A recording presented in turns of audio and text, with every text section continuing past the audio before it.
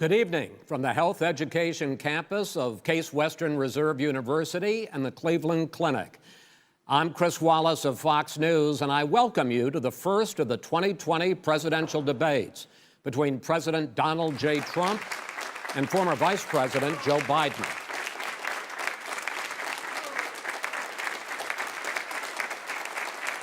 How you doing, man? How are you? I'm well.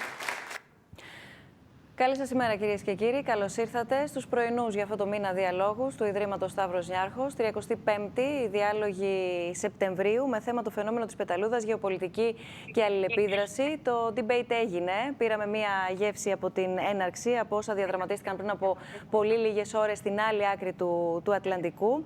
Θέλω να κάνω έτσι μια πολύ σύντομη εισαγωγή πριν καλωσορίσω και ευχαριστήσω θερμά όλους τους συνομιλητές που είναι σήμερα εδώ μαζί μας, καθώς παρακολουθούμε όλοι μας, από όπου και αν βρίσκεται ο καθένας από εμάς, όλη αυτή την κινητικότητα που καταγράφεται διεθνώς, όλες αυτές τις εξελίξεις. Βεβαίως, ο πλανήτης να βρίσκεται εν αναμονή των αμερικανικών εκλογών, να υπάρχει όλη αυτή η αναταραχή στη γειτονιά της Ελλάδας και την ευρύτερη περιοχή της Ανατολικής Μεσογείου, κάτι το οποίο με τη σειρά του φέρνει σοβαρές αναταράξεις στο εσωτερικό της Ευρώπης. Ας μην ξεχνάμε ότι όλα αυτά λαμβάνουν χώρα εν μέσω μιας πανδημίας, η οποία πολλές φορές έχει αποτελέσει και βεβαίως εξακολουθεί και αποτελεί ένα πολύ μεγάλο πεδίο διεθνούς πολιτικής αντιπαράθεσης, παρά ενδεχομένως να έλεγε κανείς υγειονομικού ενδιαφέροντος. 30 Σεπτεμβρίου ξημερώσαμε, είναι 9 ακριβώς το πρωί, με το πρώτο debate μεταξύ των δύο υποψηφίων για την Προεδρία των ΗΠΑ, Biden και Trump και Biden να έχει ήδη ολοκληρωθεί. Τα πρώτα σχόλια είναι αρνητικά, είναι αποθαρρυντικά. Ο διεθνής τύπος, ενδεικτικά να αναφέρω, κάνει λόγο για το απόλυτο χάος, για ένα κακό debate και αρκετοί να εστιάζουν στο γεγονός ότι δεν ακούστηκαν επί της ουσίας θέσεις από τους δύο υποψηφίους για τον τρόπο και το μέλλον διακυβέρνησης στην επομένη των αμερικανικών εκλογών. Αυτό βεβαίως επιβεβαιώνει το κλίμα πόλωσης εν μέσω του οποίου μπαίνει πια στην τελική ευθεία η Αμερική, κάτι το οποίο δεν αποτελεί βέβαια χαρακτηριστικό μόνο των Ηνωμένων Πολιτειών, αλλά το παρακολουθούμε και όλοι εδώ στην Ευρώπη, συνολικά, αλλά και εθνικά, σε κάθε εθνικό πολιτικό σκηνικό. Η πόλωση, οι ακραίες τοποθετήσεις και βέβαια η άνοδος του λαϊκισμού. Το ερώτημα είναι όμως τι γίνεται την επομένη και τι ξημερώνει των Αμερικανικών εκλογών, στις 4 δηλαδή Νοεμβρίου, για να δούμε και πώς λειτουργεί αυτό το φαινόμενο της πεταλούδας γεωπολιτικά ή αλλιώς του ντόμινο και πώς μία κίνηση, μία εξέλιξη στην άλλη άκρη του Ατλαντικού μπορεί να επηρεάσει την αντίπερα όχθη. Είναι οι διάλογοι του Ιδρύματος Σταύρος Νιάρχος, υλοποιούνται σε συνεργασία με το δημοσιογραφικό οργανισμό IMED, snfdialogues.org, από εκεί μας παρακολουθείτε, επιλέγοντας όμως και από το κανάλι μας στο Facebook να μας παρακολουθήσετε είτε στα ελληνικά είτε στα αγγλικά. Περιμένουμε όπως πάντα τις ερωτήσεις σας, τις τοποθετήσεις σας κατά τη διάρκεια της συζήτησής μας. SNF Dialogues _questions. Καλωσορίζω και καλημερίζω τους ομιλητές που είναι σήμερα εδώ μαζί μας. Ο Μπράντι Κίσλινγκ, καλώς ήρθατε και σας ευχαριστούμε θερμά για την ανταπόκρισή σας. Είναι πρώην Αμερικανός διπλωμάτης και συγγραφέας. Είναι ο Γιώργος Τζογόπουλος, μεταξύ άλλων και μεταξύ πολλών ερευνητής στο Begin Sadat και το Eliamep. Καλώς ορίσατε και ευχαριστούμε πολύ, κύριε Τζογόπουλε. Ευχαριστώ για την πρόσκληση. Είναι ο Κωνσταντίνος Φίλης, εκτελεστικός διευθυντής του Ινστιτούτου Διεθνών Σχέσεων. Ευχαριστούμε πάρα πολύ και εσάς, κύριε Φίλη, για τη συμμετοχή σας στη σημερινή μας συζήτηση. Και βέβαια έχουμε συνδεθεί με την άλλη άκρη του Ατλαντικού και την συνάδελφο, αγαπημένη συνάδελφο, την Κατερίνα Σόκου. Μεταξύ άλλων, η Κατερίνα είναι και fellow στο Ατλαντικό Συμβούλιο, για να μπορέσουμε να δώσουμε έτσι τα κύρια σημεία και τα κύρια χαρακτηριστικά αυτή τη στιγμή, παρακολουθώντας τόσο το εσωτερικό όσο όμως και το εξωτερικό, της εξωτερικής πολιτικής, όπως λέμε, έτσι όπως διαμορφώνεται το σκηνικό στις Ηνωμένες Πολιτείες. Κατερίνα, ευχαριστούμε θερμά, γιατί έχεις μείνει και έως αργά για αυτή μας τη σύνδεση και για τη συμμετοχή σου στη συζήτησή μας. Θα είναι πολύτιμη η συμβολή σου. Πριν έρθουμε σε σένα και στα όσα έχουν συμβεί μέχρι αυτή την ώρα, θα ήθελα να ζητήσω ένα πρώτο πάρα πολύ σύντομο σχόλιο από τους τρεις υπόλοιπους συνομιλητές, κύριε Κίσλινγκ, κύριε Τζογόπουλε και κύριε Φίλη, στη μεγάλη εικόνα, πριν αρχίσουμε να μπαίνουμε σε κάθε θεματική γεωπολιτικά εννοώ και σε ένα διεθνές πια σκηνικό, γιατί σήμερα πρέπει να πω ότι θα συζητήσουμε όλους ή, εν πάση περιπτώσει, τους κυριότερους, για να μην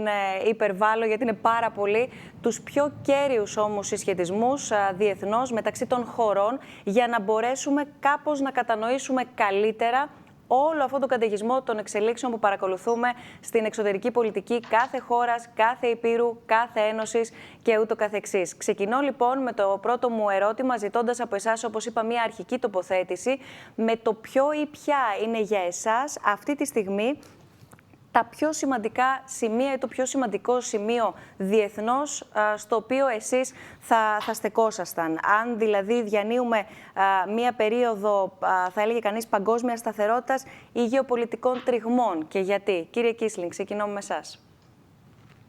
Καλημέρα, good morning. Ευχαριστώ για την πρόσκληση. Για μένα, ως πρώην διπλωματικός υπάλληλος, το βασικό θέμα είναι ως εξής. Μετά το Δεύτερο Παγκόσμιο Πόλεμο, η Αμερική ήταν ο βασικός θεσμοθέτης μιας καινούριας διεθνή κοινότητας. Φυσικά η Αμερική κέρδισε πολύ από το ρόλο της ως πρώτος μεταξύ δίθεν ίσων, αλλά και ο κόσμος κέρδισε πολύ. Πρόσφατα είναι φανερό ότι ο Ντόναλντ Τραμπ βαρέθηκε.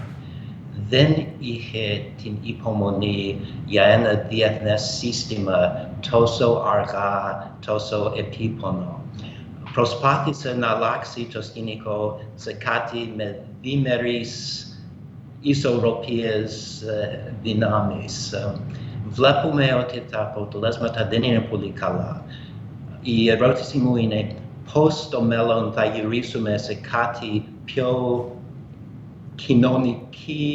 κοινωνικό, κάτι πιο σταθερό, κάτι που βοηθάει την Ελλάδα και τις μικρές χώρες του κόσμου. Κύριε Τζογόπουλε. Ναι, το debate θεωρώ ότι δεν μπορούμε να το δούμε ξεχωριστά από την κατάσταση στην σημερινή αμερικανική πολιτική και κοινωνία. Απλώς αντιπροσωπεύει αυτό το οποίο ισχύει στη χώρα τα τελευταία χρόνια και για το οποίο όσοι είμαστε θαυμαστές της χώρας, στους οποίους και εγώ ανήκω, νιώθουμε κάπως απορριμμένοι, κάπως περίεργα με το πού πάει η κατάσταση με τις Ηνωμένες Πολιτείες. Επειδή ξέρω ότι στη συνέχεια θα έχουμε τη δυνατότητα να μιλήσουμε και για τη γεωπολιτική, θα ήθελα απλώς να κάνω ένα πολύ μικρό σχόλιο για τη διεθνή συνεργασία. Νομίζω ότι αυτό που πρέπει να μας ανησυχεί πιο πολύ είναι ότι αντιμετωπίζουμε μια πανδημία. Σήμερα δεν μπορούμε να βρεθούμε όλοι μαζί γιατί έχουμε αυτή την πανδημία και την ίδια στιγμή δεν υπάρχει διεθνή συνεργασία σε τίποτα. Ούτε για το εμβόλιο, ούτε για κοινά μέτρα δράσης, ούτε για κοινούς τρόπους αντιμετώπισης του προβλήματος σε οικονομικό επίπεδο. Και αυτό είναι που νομίζω ότι πρέπει να δημιουργεί ιδιαίτερη ανησυχία στην διεθνή κοινότητα. Κύριε Φίλη. Ο κόσμος μας είναι σε μετάβαση και οπωσδήποτε σήμερα, κυρία Μπουσδούκου, είναι πιο άναρχος από ό,τι ήταν τις περασμένες δεκαετίες. Συντελούνται μεταβολές γεωπολιτικές που είναι σημαντικές, οι οποίες όμως στον πυρήνα τους έχουν και άλλες στοχεύσεις, όπως είναι παραδείγματι η οικονομία, δηλαδή η μετάβαση ουσιαστικά του πλούτου του οικονομικού και η μεταφορά από τη Δύση στην Ανατολή τα τελευταία περίπου 15 χρόνια προφανώς έχει δημιουργήσει σε χώρες της Ανατολής προεξεχούσεις της Κίνας την ανάγκη αυτό να μετουσιωθεί και σε κάτι πολιτικό. Αυτό το οποίο βλέπουμε με την πανδημία είναι ότι ουσιαστικά λειτουργεί ως επιταχυντής κάποιων εξελίξεων οι οποίες έτσι κι αλλιώς προϋπήρχαν της πανδημίας. Αλλά αυτό το οποίο είναι εξαιρετικά δυσάρεστο και για την Ελλάδα είναι ότι έχουμε μία αποδόμηση του δικαιοκρατικού συστήματος του διεθνούς με αποτέλεσμα να δίνεται πολύ μεγάλη έμφαση και από τις Ηνωμένες Πολιτείες που υποτίθεται ότι ήταν εκ των θεματοφυλάκων αυτής της κατάστασης, αυτού του status quo όπως διαμορφώθηκε με τα πολεμικά, να έχουμε λοιπόν χώρες οι οποίες επενδύουν στην συναλλακτική, όπως λέμε, διπλωματία, αυτό το transactional diplomacy, με τον ίδιο τον πρόεδρο Τραμπ να προβαίνει σε σειρά μονομερών ενεργειών, οι οποίες δείχνουν αν μη τι άλλο ότι δεν θεωρεί ότι το δυτικό μέτωπο, επί παραδείγματι, δηλαδή ΗΠΑ Ευρωπαϊκής Ένωσης, πρέπει να μείνει αραγές. Αυτό είναι εξαιρετικά προβληματικό, διότι δημιουργεί κενά και ρήγματα τα οποία προσπαθούν να αξιοποιήσουν και να εκμεταλλευτούν αναθεωρητικές προς το διεθνές ή το περιφερειακό status quo δυνάμεις, όπως είναι η Ρωσία, όπως είναι η Τουρκία, όπως είναι η Κίνα. Έχετε νομίζω σκιαγραφίσει και όλη την παλέτα που θα κινηθούμε. Να αναφέρω μόνο, και βέβαια θα το συζητήσουμε στη συνέχεια της κουβέντας μας, ότι είδαμε και σε σμίκρινση, αν μου επιτρέπετε η έκφραση αυτή, και τι αντιδράσεις προκάλεσε η επίσκεψη και οι δηλώσεις Πομπέο στην Ελλάδα, γιατί είδαμε πώς τοποθετήθηκε και η Ρωσία και βεβαίως η γειτονική μας Τουρκία. Επιστρέφουμε στα της Αμερικής και στα της επικαιρότητας, έχοντας πάρει ουσιαστικά πάσα, όπως λέμε, στο δημοσιογραφικό λόγο από το debate, το οποίο ολοκληρώθηκε πριν από λίγες ώρες. Κυριάρχησε εδώ πέρα, μεταξύ άλλων, αλλά κάτι το οποίο επαναλαμβάνει με κάθε αφορμή πλέον ο Αμερικανός πρόεδρος, την αμφισβήτησή του δηλαδή ως προς την εκλογική διαδικασία, κάτι βεβαίως το οποίο εντείνει την ανησυχία στο εσωτερικό και το εξωτερικό των Ηνωμένων Πολιτειών για το τι μελγενέστε. Να πάρουμε μια γεύση, Κατερίνα, αμέσως μετά ο λόγος σε σένα. His own Homeland Security Director, and as well as the FBI Director, says there is no evidence at all that mail-in ballots are a source of being manipulated and cheating. They said that. The fact is that there are going to be millions of people because of COVID that are going to be voting by mail-in ballots, like he does, by the way. And this is all about trying to dissuade people from voting because he's trying to scare people into thinking that it's not going to be legitimate. Show up and vote. He cannot stop you from being able to determine the outcome of this election. And in terms of whether or not, when the votes are counted, and they're all counted, that will be accepted. If I win, that will be accepted. If I lose, that'll be accepted. But by the way, if in fact he says he's not sure what he's going to accept, well, let me tell you something. It doesn't matter, because if we get the votes, it's going to be all over. He's going to go. He can't stay in power. It won't happen. It won't happen.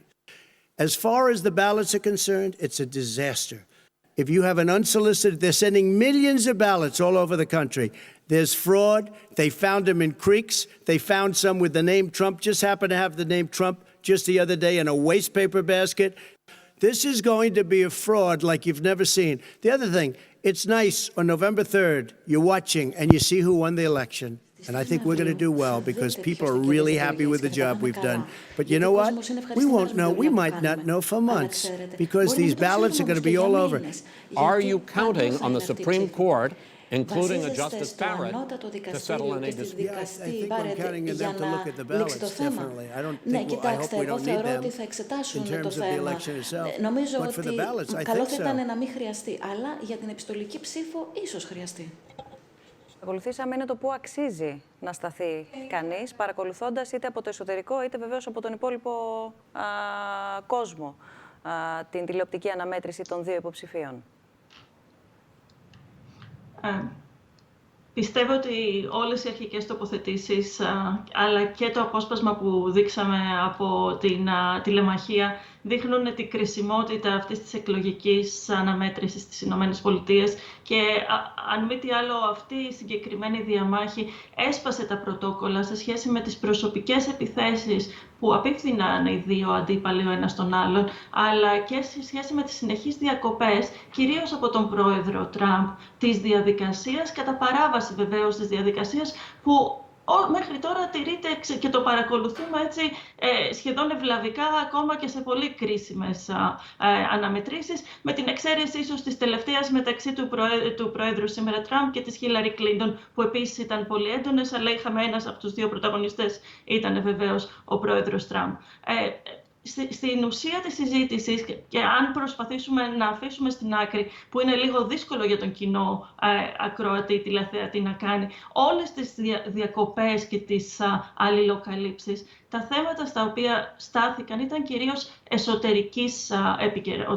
εσωτερικά. Και αυτά είχαν να κάνουν με τον κορονοϊό, είχαν να κάνουν με την οικονομία, είχαν να κάνουν με με τη φυλετική ένταση και το πώς θα τοποθετηθούν σε αυτά τα θέματα οι δύο υποψήφοι για την Προεδρία. Εκεί λοιπόν ο υποψήφιος των Δημοκρατικών κατηγόρησε τον πρόεδρο Τραμπ για τις 200.000 νεκρούς λόγω της πανδημίας. Είπε ότι αν είχε πάρει νωρίτερα μέτρα δεν θα υπήρχαν αυτοί οι νεκροί και ακόμα ακόμα και αν και τώρα πει στους πολίτες να φοράνε τη μάσκα, μπορεί να σωθούν 100.000 άνθρωποι μέχρι το τέλος του χρόνου. Ταυτόχρονα τον κατηγόρησε ότι υποδαβλίζει τον ρατσισμό, ότι ουσιαστικά είναι ο μόνος πρόεδρος στην αμερικανική ιστορία ο οποίος είδε τον αριθμό των ανέργων να αυξάνεται κατά την προεδρία του. Είπε επίσης ότι η χώρα γυρίζει πίσω στο ζήτημα της συνταγματικής προστασίας, της ισότητας και ότι η εξωτερική του πολιτική είναι μια καταστροφή. Επίσης, απευθύνθηκε να πούμε αρκετά κατευθείαν στους Αμερικανούς, τρέποντάς τους να ψηφίσουν και λέγοντας, όπως είδαμε, ότι αν κερδίσει θα είναι πρόεδρος όλων των Αμερικανών. Ο πρόεδρος Τραμπ από την πλευρά του προσπάθησε να υπεραμεινθεί του έργου του, κυρίως στην οικονομία, τόνισε ότι η προτεραιότητά του είναι στο νόμο και την τάξη, που θεωρεί ότι έχει πλεονέκτημα έναντι του αντιπροέδρου Biden, ενώ βγήκε στην επίθεση κατηγορώντας τον για αδυναμία αλλά και εξάρτηση από την αριστερή πτέρυγα του κόμματός του. Πού μας αφήνουν όλα αυτά? Να πούμε σε σχέση με τις διεθνείς ισορροπίες. Ελάχιστες ήταν οι αναφορές στην εξωτερική πολιτική. Και όταν έγιναν, είχαν κυρίως να κάνουν με αλληλοκατηγορίες του ενός προς το άλλον. Ο πρόεδρος Τραμπ ουσιαστικά κατηγορήθηκε από τον Biden ότι έχει σχέση εξάρτησης με τον Ρώσο πρόεδρο Πούτιν, ενώ από την άλλη πλευρά την έξοδο, ο αντιπρόεδρος Biden είπε για την έξοδο της χώρας από τη Συμφωνία του Παρισιού για το κλίμα, την οποία χαρακτήρισε μια καταστροφή και είπε ότι θα ανατρέψει. Μία πρωτοβουλία μάλιστα ανακοίνωσε για τη διάσωση του δάσους του Αμαζονίου, ενώ από την πλευρά του ο πρόεδρος Τραμπ εκτίμησε ότι οι Κινέζοι θα φάνε τον Biden για μεσημεριανό, θέλοντας να δείξει την αδυναμία που μπορεί να έχει στις διαπραγματεύσεις με ισχυρούς ηγέτες στο εξωτερικό. Αυτό που νομίζω είναι, και θα κλείσω με αυτό για την αρχική μου τοποθέτηση, έτσι ενδεικτικό του κλίματος, πέρα από το ποιος κέρδισε ή έχασε τις εντυπώσεις, φαίνεται ότι υπάρχει μία εικόνα ότι κυρίως ο αντιπρόεδρος Biden κέρδισε τις εντυπώσεις και μεταξύ των περισσότερων τηλεθεατών. Ωστόσο, την ίδια στιγμή υπάρχει μια ενδιαφέρουσα δημοσκόπηση του CBS που ζήτησε την αντίδραση των τηλεθεατών στο θέαμα που παρακολούθησαν. Το 69% των όσων παρακολουθήσαν αισθάνθηκαν ενοχλημένοι. Ένα 31% είπε ότι το διασκέδασε, 19% εξέφρασε απεσιοδοξία, και 17% ότι ενημερώθηκε. Αλλά πραγματικά απορώ τι έμαθαν από αυτό το debate.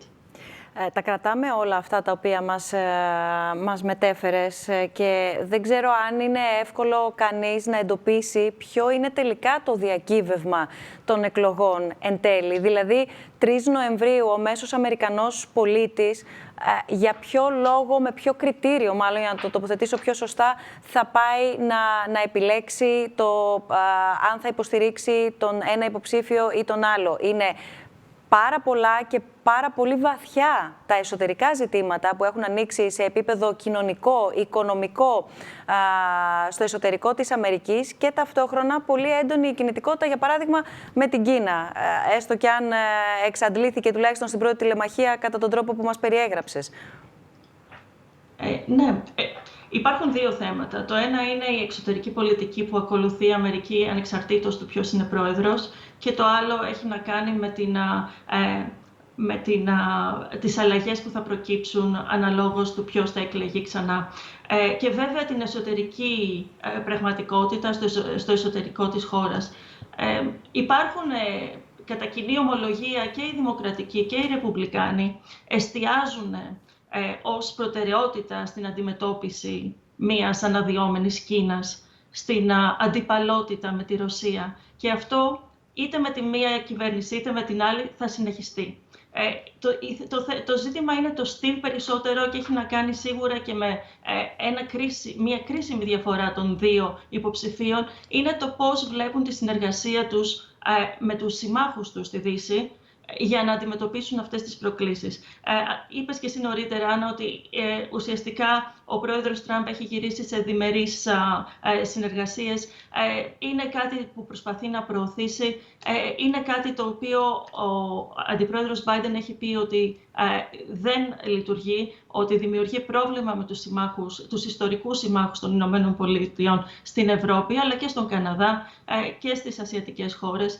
Είναι κάτι το οποίο θα προσπαθήσει να επιστρέψει στην πολυμερή διπλωματία και αυτή θα είναι ίσως η μεγαλύτερη διαφορά μιας διακυβέρνησης Biden. Θα δούμε την επιστροφή σε διεθνείς συμφωνίες όπως για το κλίμα του Παρισιού, όπως για τα πυρηνικά του Ιράν, όπως βεβαίως οι σχέσεις με το ΝΑΤΟ, οι σχέσεις με την Ευρωπαϊκή Ένωση, την οποία εξακολουθεί να σνομπάρει σε θεσμικό επίπεδο ο πρόεδρος Τραμπ. Αυτά είναι τα σημεία στα οποία θα αλλάξει η πολιτική αν εκλεγεί ο αντιπρόεδρος Biden. Όσο για το εσωτερικό, κρατάω μία δήλωση που έκανε πρόσφατα ο Νίκολας Μπέρνς, ο πρώην πρέσβης και στην Ελλάδα και στο ΝΑΤΟ, ο οποίος βεβαίως υποστηρίζει τον αντιπρόεδρο Biden για αυτές τις εκλογές, ο οποίος είπε ότι αν επενεκλεγεί ο πρόεδρος Τραμπ, η Αμερική σε 4 χρόνια δεν θα την αναγνωρίζουμε το πώς θα έχει γίνει. Και αυτό βεβαίως έχει να κάνει, αναφερόταν και στην εξωτερική πολιτική και τις σχέσεις με τους συμμάχους και την εμπιστοσύνη και το ρόλο της Αμερικής ως ηγέτιδος δύναμη της Δύσης. Αλλά έχει να κάνει και με τις εσωτερικές προτεραιότητες και ουσιαστικά αρχές για τα επόμενα 4 χρόνια στις ΗΠΑ. Πάντως, όση ανησυχία αν υπάρχει για τα επόμενα 4 χρόνια για το μέλλον της Αμερικής και του υπόλοιπου κόσμου, ένα ερώτημα, κύριε Κίστλινγκ, ξεκινώ από εσάς και στη συνέχεια, παρακαλώ πολύ, όλοι ελεύθερα παίρνουμε το λόγο. Ένα ερώτημα, ξαναλέω, αποτελεί το τι έχει γίνει έως τώρα. Και για να το κάνω πιο συγκεκριμένο, 4 χρόνια προεδρίας Τραμπ. Νούμερο 1 ερώτημα. Είναι ο Biden από την πλευρά των δημοκρατικών το πρόσωπο που μπορεί να αναμετρηθεί μαζί του, με τον Ντόναλντ Τραμπ εννοώ, αλλά και με ό,τι έχει μέχρι στιγμής αφήσει η τετραετής προεδρία του? Vice President Biden extremely well versed in the old international system. I won't say he has heroically used it to advance world peace, but he has done a good job. The difficulty is that he will inherit a scorched earth, kamene he, if he takes office. And we see this in President Trump's message that the elections will not be legitimate.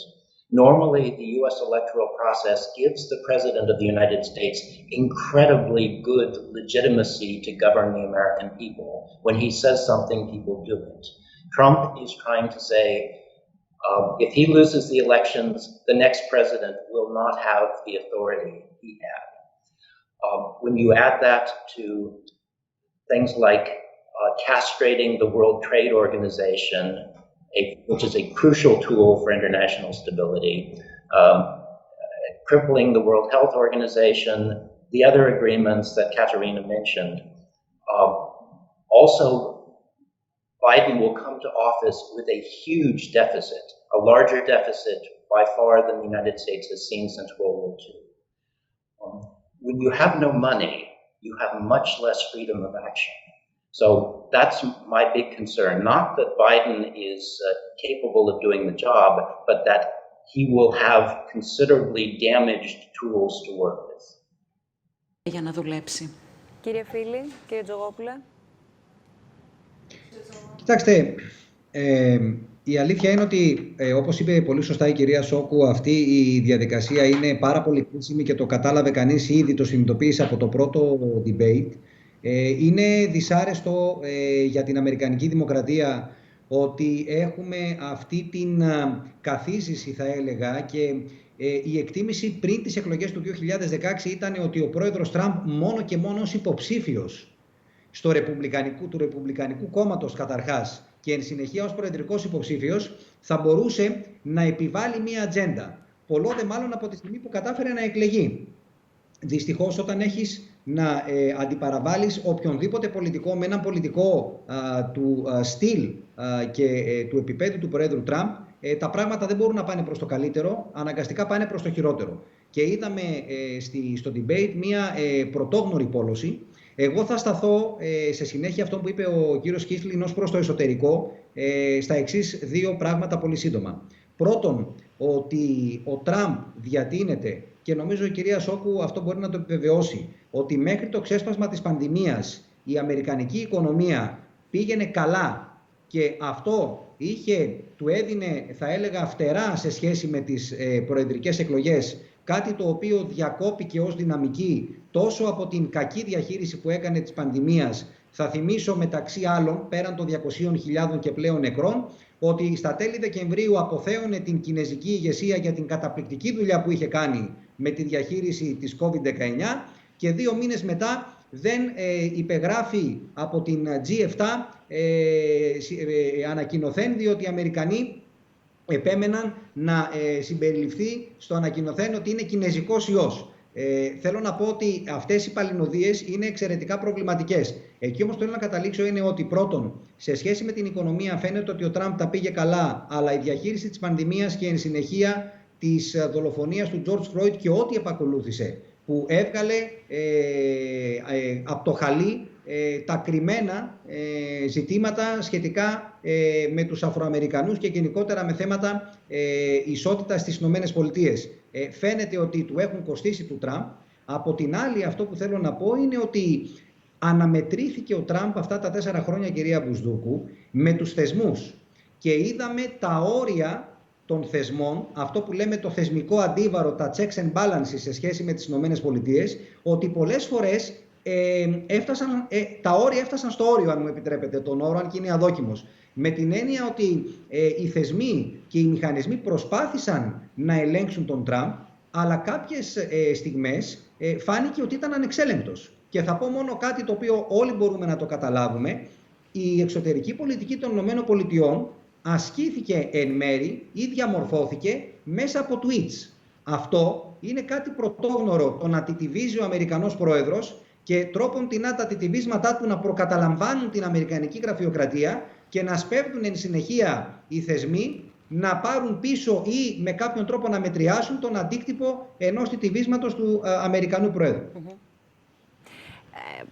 Έκανα αυτή την ερώτηση και συμπληρώνω για να ακούσουμε και εσάς, κύριε Τζογόπουλε, διότι από τη μία υπάρχει ο Αμερικανός πρόεδρος με τα χαρακτηριστικά τα οποία όλοι γνωρίζουμε και από εκεί και πέρα τα έως τώρα αποτελέσματα της τετραετούς προεδρίας του και μπορεί, όπως για παράδειγμα από το σημερινό debate, να ακούγονται από το διεθνή τύπο πάρα πολύ και να διατυπώνονται πάρα πολύ αρνητικά σχόλια ως προς τον τρόπο διεξαγωγής, ως προς το ύφος, ως προς τις διακοπές, ως προς το βάθος ή όχι των τοποθετήσεων αναφορικά με την ουσία του θέματος, αλλά δεν είναι ότι ακούγονται και πάρα πολύ θετικά για την υποψηφιότητα Biden. Θέλω να πω ότι ακούμε και ακούγονται αρνητικά, αλλά είναι σαν λόγω των αρνητικών να προσπαθεί να τονωθεί ή να αναδειχθεί ως εναλλακτική επιλογή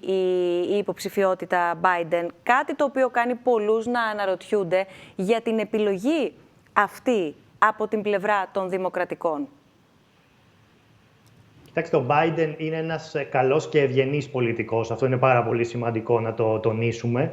Ο οποίος έχει στο παρελθόν αρκετές επιτυχίες και διακρίνεται για τη σοβαρότητά του, τον τρόπο με τον οποίο διαπραγματεύεται και το γενικότερο πρεστίζ το οποίο έχει στις διεθνείς σχέσεις αλλά και στο εσωτερικό των ΗΠΑ. Τώρα, αυτό το οποίο αναφέρατε μόλις είναι πολύ σωστό. Νομίζω ότι οι Δημοκρατικοί έχουν πέσει σε μία παγίδα να αναλύουν τα εσωτερικά δρόμενα στις ΗΠΑ μόνο σε σχέση με το τι κάνει ο πρόεδρος Τραμπ και όχι να αναπτύσσουν μία δική τους ατζέντα η οποία μπορεί να εμπνεύσει τους Αμερικανούς πολίτες. Και εδώ ήθελα να πω ότι είτε συμφωνούμε είτε διαφωνούμε με τον Τραμπ, ο Αμερικανός πρόεδρος επί της ουσίας κάνει αυτά τα οποία είχε πει πριν από τις εκλογές του Νοεμβρίου του 2016. Μπορεί να μας αρέσει ότι έχει ξεκινήσει έναν εμπορικό πόλεμο, ο οποίος αγγίζει και την Ευρωπαϊκή Ένωση, έτσι, δεν είναι μόνο η Κίνα, αλλά ο άνθρωπος το είχε πει προηγουμένως και οι Αμερικανοί πολίτες τον ψήφισαν. Αυτό είναι κάτι πάρα πολύ σημαντικό, το οποίο πρέπει να το έχουμε στο μυαλό μας. Και σωστά ανέφερε προηγουμένως και η κυρία Σόκ και ο κύριος Φίλης, ότι μέχρι τον Ιανουάριο, πριν δηλαδή ξεκινήσει η πανδημία, η αμερικανική οικονομία πήγαινε πάρα πολύ καλά και στη συνέχεια ο τρόπος διαχείρισης της πανδημίας ήταν αυτός που επί της ουσίας έδωσε ελπίδες στους δημοκρατικούς, ανεξάρτητα από αυτόν που θα επέλεγαν για υποψήφιο πρόεδρο, να κερδίσουν τις εκλογές. Και μια τελευταία παρατήρηση που θέλω να κάνω, παρόλο που ασχολούμαστε με την κατάσταση στην Αμερική μετά τις εκλογές, νομίζω ότι οι επόμενες 4 εβδομάδες είναι πάρα πολύ δύσκολες και πάρα πολύ κρίσιμες, κυρίως σε ό,τι αφορά τις σινοαμερικανικές σχέσεις, διότι δεν ξέρω τι θα θελήσει να κάνει ο πρόεδρος Τραμπ έτσι ώστε να κερδίσει πόντους εν ώψη των εκλογών. Η ένταση είναι τεταμένη αυτή τη στιγμή στην Ασία και εγώ είμαι ιδιαίτερα ανήσυχος με βάση αυτά τα οποία διαβάζω και στον αμερικανικό αλλά και στον κινέζικο τύπο. Αναφορικά επιστρέφω για λίγο ακόμα της εσωτερικής πολιτικής σκηνής και κυρίως στην ατζέντα αλλά και στη στρατηγική, για να το πω πιο σωστά, των δύο κομμάτων. Αυτό που αναρωτιέται κανείς, κύριε Κίσλινγκ, είναι μήπως και οι δημοκρατικοί βρίσκονται σε μία περίοδο, θα έλεγε κανείς, που αναζητούν και πάλι τον προσανατολισμό τους ή αναζητούν ένα νέο προσανατολισμό. Θέλω να πω ότι τα 4 χρόνια προεδρίας Τραμπ, με όση κριτική έχει ασκηθεί, θα έκαναν πολλούς να περιμένουν μια πολύ πιο δυναμική και σίγουρα πιο συμπαγή στάση από την πλευρά των δημοκρατικών. The difficulty is that the Democratic Party is democratic. They are based on a coalition of a large number of very different constituencies. They feel a moral obligation to listen to all of those constituencies and include those very specific messages in their platform. The Republicans had the luxury, and this year they don't even have a platform because of technical reasons. Therefore, they can campaign purely on personality. The Democratic Party has an obligation to its voters, or at least feels one. But I would like to say something very important about the economy. We have the experience of Ronald Reagan, a tremendously popular president, but I think Greece still remembers the period between, say, 2000 and 2008, where everything was beautiful because the government took out its credit card, taxes were low, deficits were huge. The American economy is fueled by a record level of deficit even before COVID. And anybody can do that. And Ronald Reagan, as soon as he handed power to his successor, George H.W. Bush, that man was forced to raise taxes and lose an election in order to save the U.S. economy. There will be a payback for all of the sloppy economic policy of the current government. The question is who will pay it. Ένα επίσης άλλο σημαντικό σημείο, το οποίο θίξατε νωρίτερα, έχει να κάνει με το ρόλο των θεσμών και με το κατά πόσο μπορούμε να μιλάμε όλοι μας για νικητή ή για ηττημένο την 4η Νοεμβρίου ή όποτε καθοριστεί το τελικό αποτέλεσμα, γιατί ένα άλλο επίσης μεγάλο ζήτημα, δεν το βάζω τώρα στη συζήτηση, είναι όμως πάρα πολύ κρίσιμο, είναι και ο τρόπος ψηφοφορίας και η περιβόητη ψήφος μέσω email, όπου εκεί πέρα πάλι βλέπουμε να ασκείται μια πάρα πολύ μεγάλη κριτική από εκείνους που τείνουν να αμφισβητήσουν τη διαφάνεια διεξαγωγής της εκλογικής αναμέτρησης. Όμως το τι συμβαίνει στο Ανώτατο Δικαστήριο, για παράδειγμα, και οι εξελίξεις των τελευταίων ημερών που παρακολουθούμε μετά και το θάνατο της Ruth Bader Ginsburg, έχει αναχθεί ένα πολύ βασικό ζήτημα εν ώψη των προεδρικών εκλογών. Το γεγονός δηλαδή ότι εδώ έχουμε δει την αντικατάσταση δικαστών στο ανώτατο δικαστήριο και τη στελέχωση ουσιαστικά αυτών από τον πρόεδρο Τραμπ, ακόμα και σε μια ενδεχόμενη ανάληψη της προεδρίας από την πλευρά των Δημοκρατικών, θέτει το ερώτημα το κατά πόσο θα μπορούν ουσιαστικά και πιο ελεύθερα, ας το πω και εγώ έτσι λίγο πιο απλοϊκά, να κυβερνήσουν. Θα ήθελα ένα σχόλιο, κύριε Κίσλινγκ, από εσάς και από εσένα, Κατερίνα. I don't worry about the Supreme Court in the event of a Biden election because basically the Supreme Court takes the philosophy that of standing by what has been decided in the past. They are unlikely, even with a highly Republican panel of judges, to change the legal situation dramatically. The difficulty is the Supreme Court is the last line of control against presidential overreach. Donald Trump has shown that he sees no limit to American presidential power. If the Senate does not act to block him, and the Republican Senate has refused to block him on numerous occasions, then the Supreme Court is the last line of defense. If you have a Supreme Court that is in his pocket because some of its members would never have been on it without Donald Trump, without an implicit pledge of loyalty to Donald Trump, then we're in danger. I don't think it's a huge danger, but we have to keep it in mind. Let me just remind you that I'm the vice chair of Democrats Abroad Greece, which means I have been helping voters for many years cast their ballots by mail from Greece to the United States. It's a complicated process. A lot of people give up because it's too difficult, but it basically guarantees a pretty good level of security. To distort the mail-in ballot process would take so much effort, would be detected. It's not going to play any significant role in these elections. Κατερίνα. Θα συμφωνήσω με τον κύριο Κίσλινγκ ότι ουσιαστικά το ανώτατο δικαστήριο, ακόμα και αν κληθεί να αποφασίσει για αυτές τις εκλογές, για τη διαδικασία αυτών των εκλογών και όχι για το αποτέλεσμα βέβαια,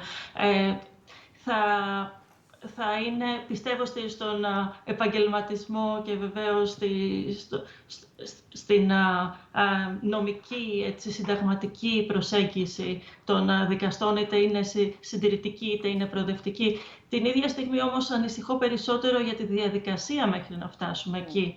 Δηλαδή, για να πάει μία υπόθεση στο συνταγματικό δικαστήριο, στο ανώτατο δικαστήριο, σημαίνει ότι εντωμεταξύ έχουν υπάρξει μία σειρά από νομικές προσφυγές και κόντρα προσφυγές, με καταμετρήσεις ψήφων, τις οποίες ο ένας υποψήφιος ή ο άλλος μπορεί να μην αναγνωρίζει, ο πρόεδρος μπορεί να ζητάει, και μας έχει δώσει ήδη μία νήξης γι' αυτό, ότι μπορεί να ζητάει μία συντόμευση της καταμέτρησης, γιατί πόσες είναι αυτές οι επιστολικές ψήφοι και πόσο ακόμα θα τις υπολογίζουμε και για πόσο ακόμα θα μετράμε. Σήμερα θέλησε και λίγο να προκαταλάβει έτσι, τη διάθεση, λέγοντας ότι μπορεί να πάρει μήνες αυτή η διαδικασία.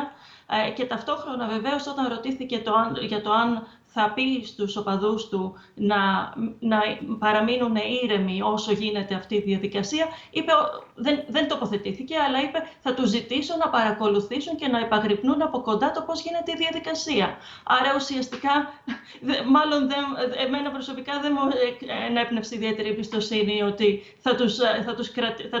θα τους πει να μείνουν ήρεμοι. Και βέβαια ταυτόχρονα είπε ότι σε κάθε περίπτωση αν υπάρχουν επιστολικές ψήφοι που μπορεί να ορίσουν το αποτέλεσμα, εκείνος πιστεύει ότι μπορεί να έχει γίνει νοθεία εκεί. Άρα αυτή η διαδικασία είναι που με τρομάζει μέχρι να φτάσουμε στο ανώτατο δικαστήριο.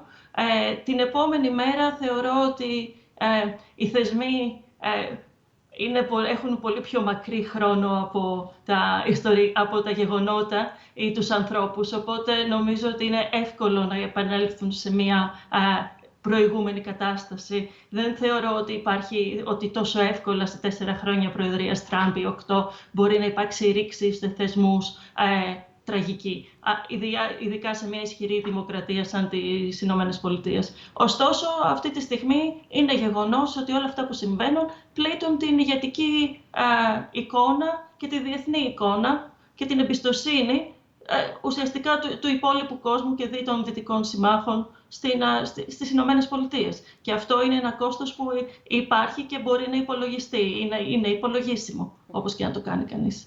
Έχει έρθει ήδη το πρώτο ερώτημα από όλους και όλες που μας παρακολουθούν. Πριν περάσουμε στα της εξωτερικής πολιτικής, για το ερώτημα των πολλών εκατομμυρίων, το αν είναι η πιο ισχυρή και αν παραμένει η ισχυρότερη δύναμη η Αμερική, θέλω, κύριε Φίλη και κύριε Τζογόπουλο, να ακούσουμε και εσάς ως προς το ερώτημα που έθεσα τόσο στον κύριο Κίσλινγκ όσο και στην Κατερίνα.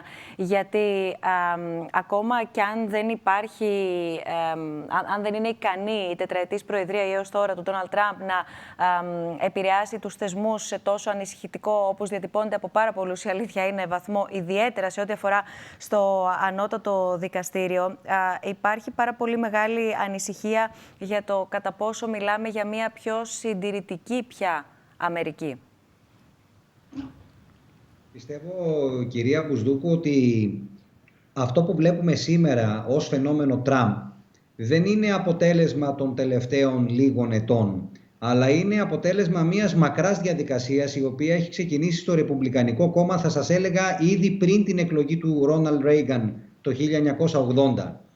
Εξελίχθηκε ένα κίνημα μέσα στο Ρεπουμπλικανικό κόμμα. Να θυμίσω το 2008 είχαμε και το κόμμα του Τσαγιού, της Σάρα Πέιλιν, το οποίο εξέφρασε ένα κομμάτι των Ρεπουμπλικάνων, βαθιά συντηρητικό προφανώς.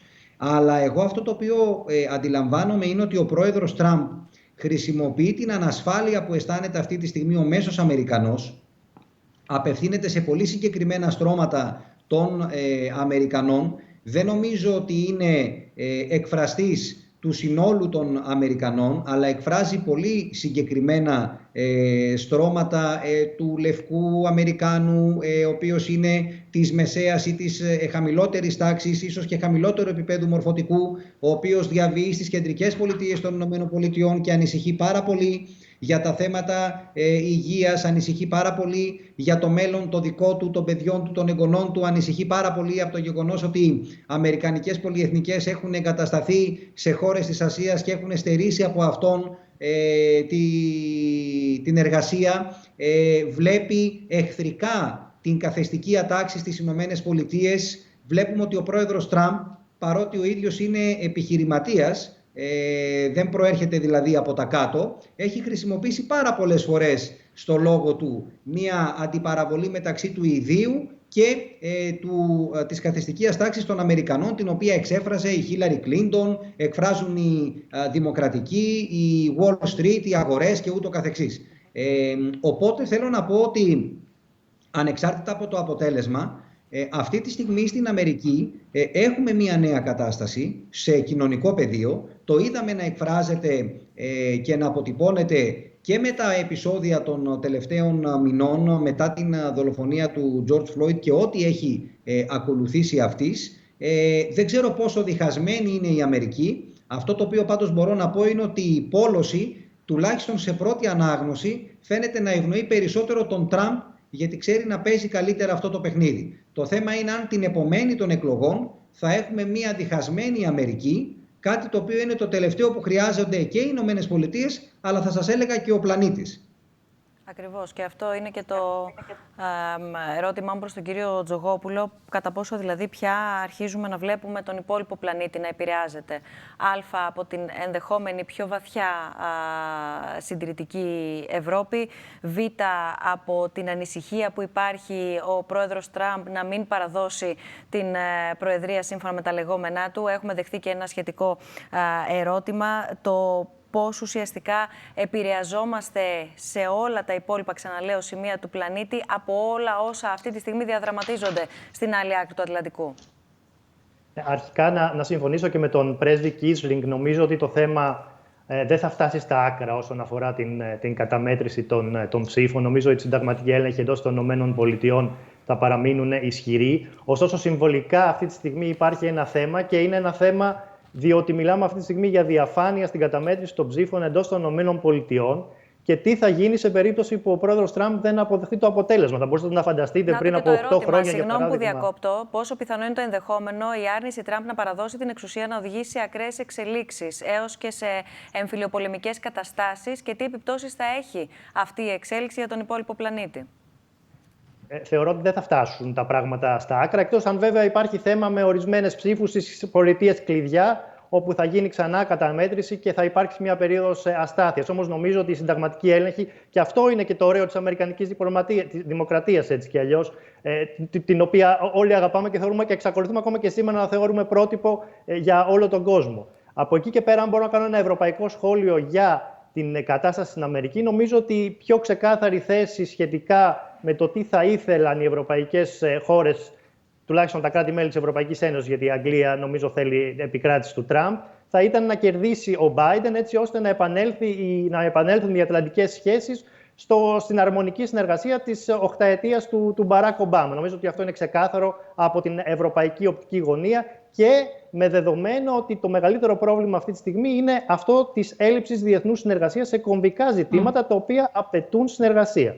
Μιας και αναφέρατε τη Βρετανία, επειδή αποτελεί ένα πάρα πολύ κομβικό γεωπολιτικό παίκτη, τόσο στρέφει το ενδιαφέρον της η Αμερική προφανώς, ειδικά στη μετά Brexit εποχή προς τα εκεί, αλλά και η Ευρώπη, καθώς αποτελεί έτσι έναν διάβλο μεταξύ των δυνάμεων. Σε λίγο θα παρακολουθήσουμε μια πολύ ενδιαφέρουσα συζήτηση που είχαμε με τον Ρόμπιν Νίμπλετ, τον διευθυντή του Chatham House, ακριβώς για να δούμε πού ακριβώς βρίσκεται η Βρετανία μέσα, η Μεγάλη Βρετανία μέσα σε όλο αυτό το γεωπολιτικό σκηνικό.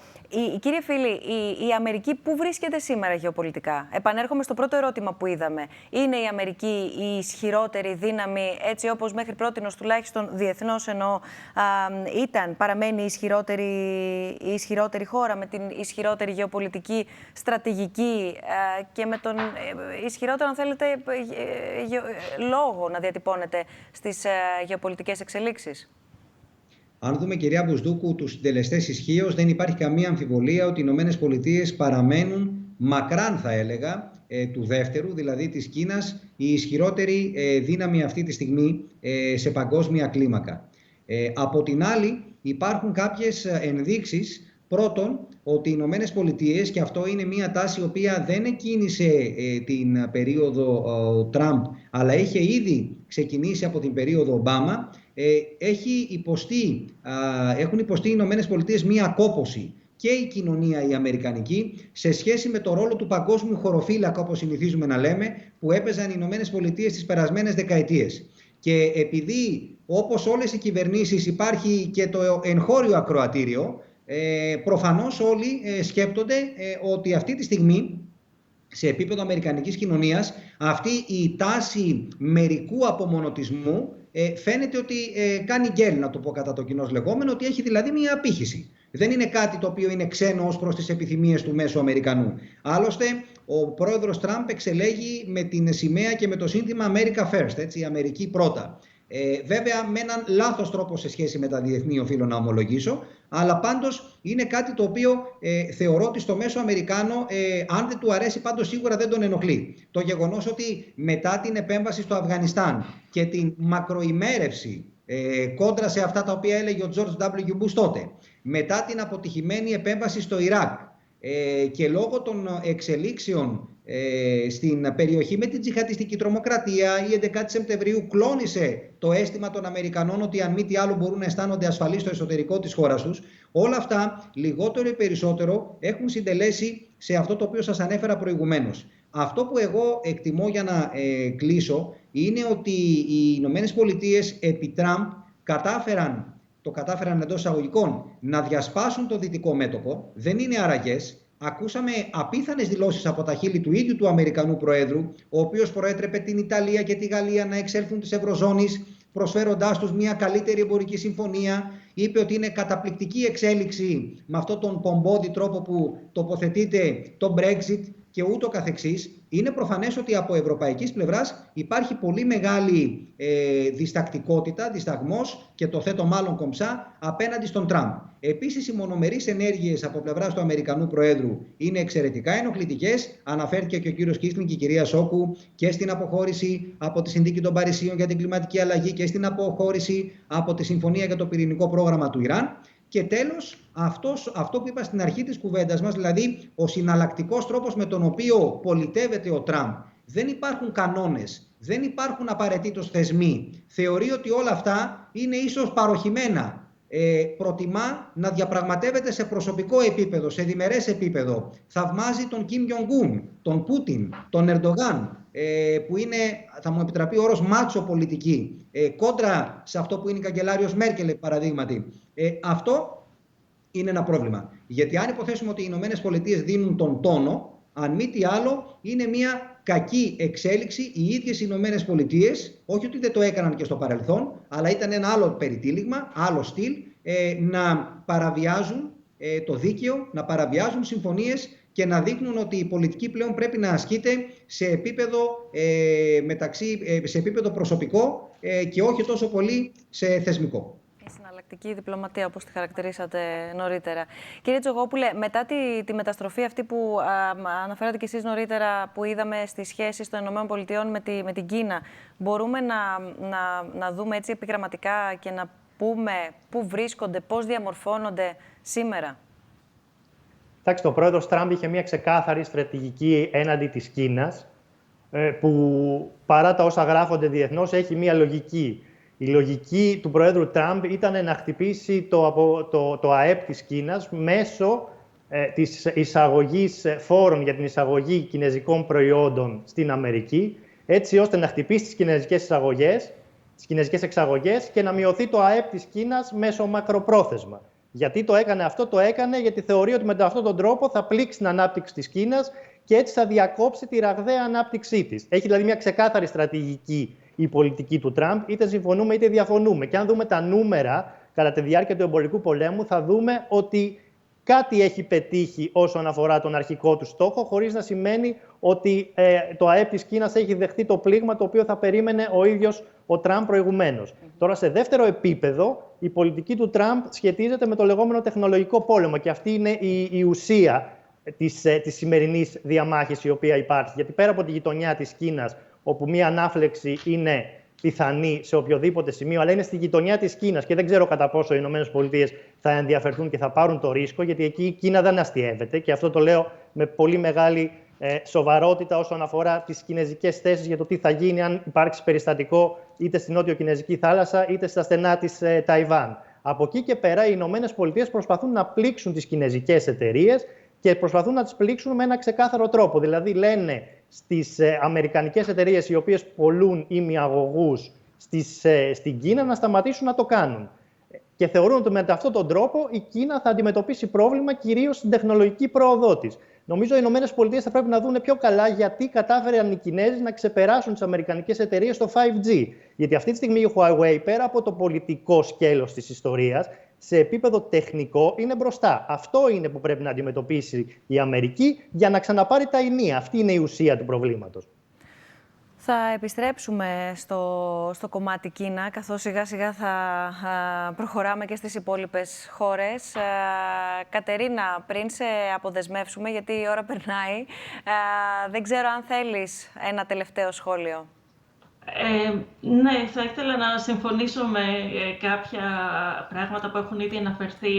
Ένα είναι ότι σίγουρα μέχρι στιγμής ο πρόεδρος Τραμπ έχει όντως δώσει πεδίο σε αυταρχικά καθεστώτα μέσω της σχέσης που έχει, προσωπικής σχέσης με ηγέτες όπως ο Ρώσος πρόεδρος ή και τη σχέση που είχε και ακόμα και με τον Κινέζο πρόεδρο πριν αυτές χαλάσουν.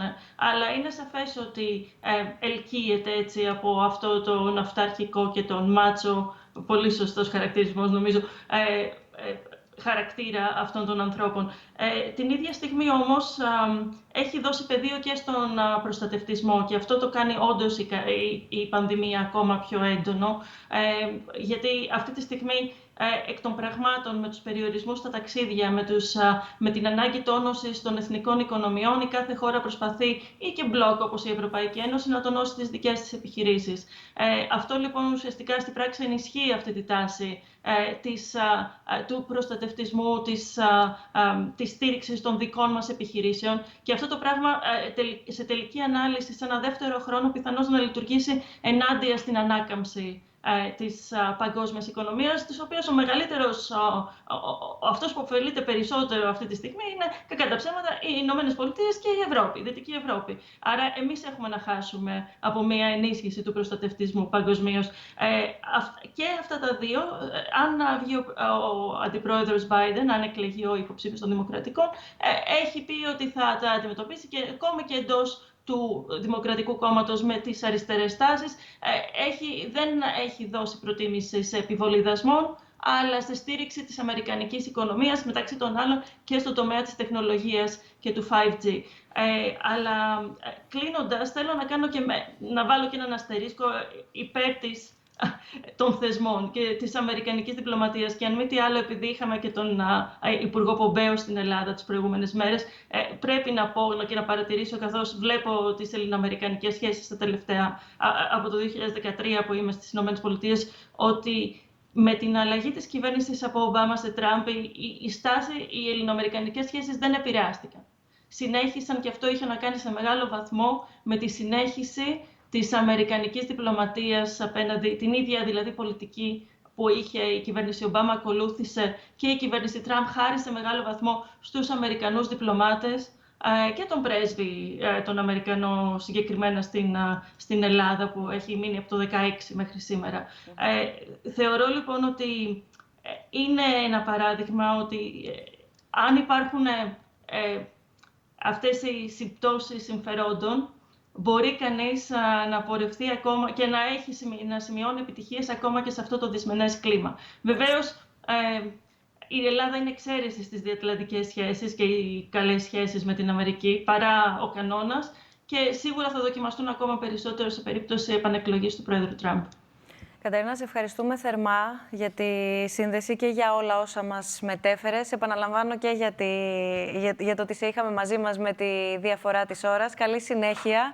Νομίζω είναι δεδομένο ότι θα τα ξαναπούμε. Θα σας παρακολουθήσω το υπόλοιπο αύριο. Θα τα ξαναπούμε πολύ σύντομα. Σε ευχαριστούμε πάρα πολύ. Κατερίνα Σόκου από την Ουάσιγκτον.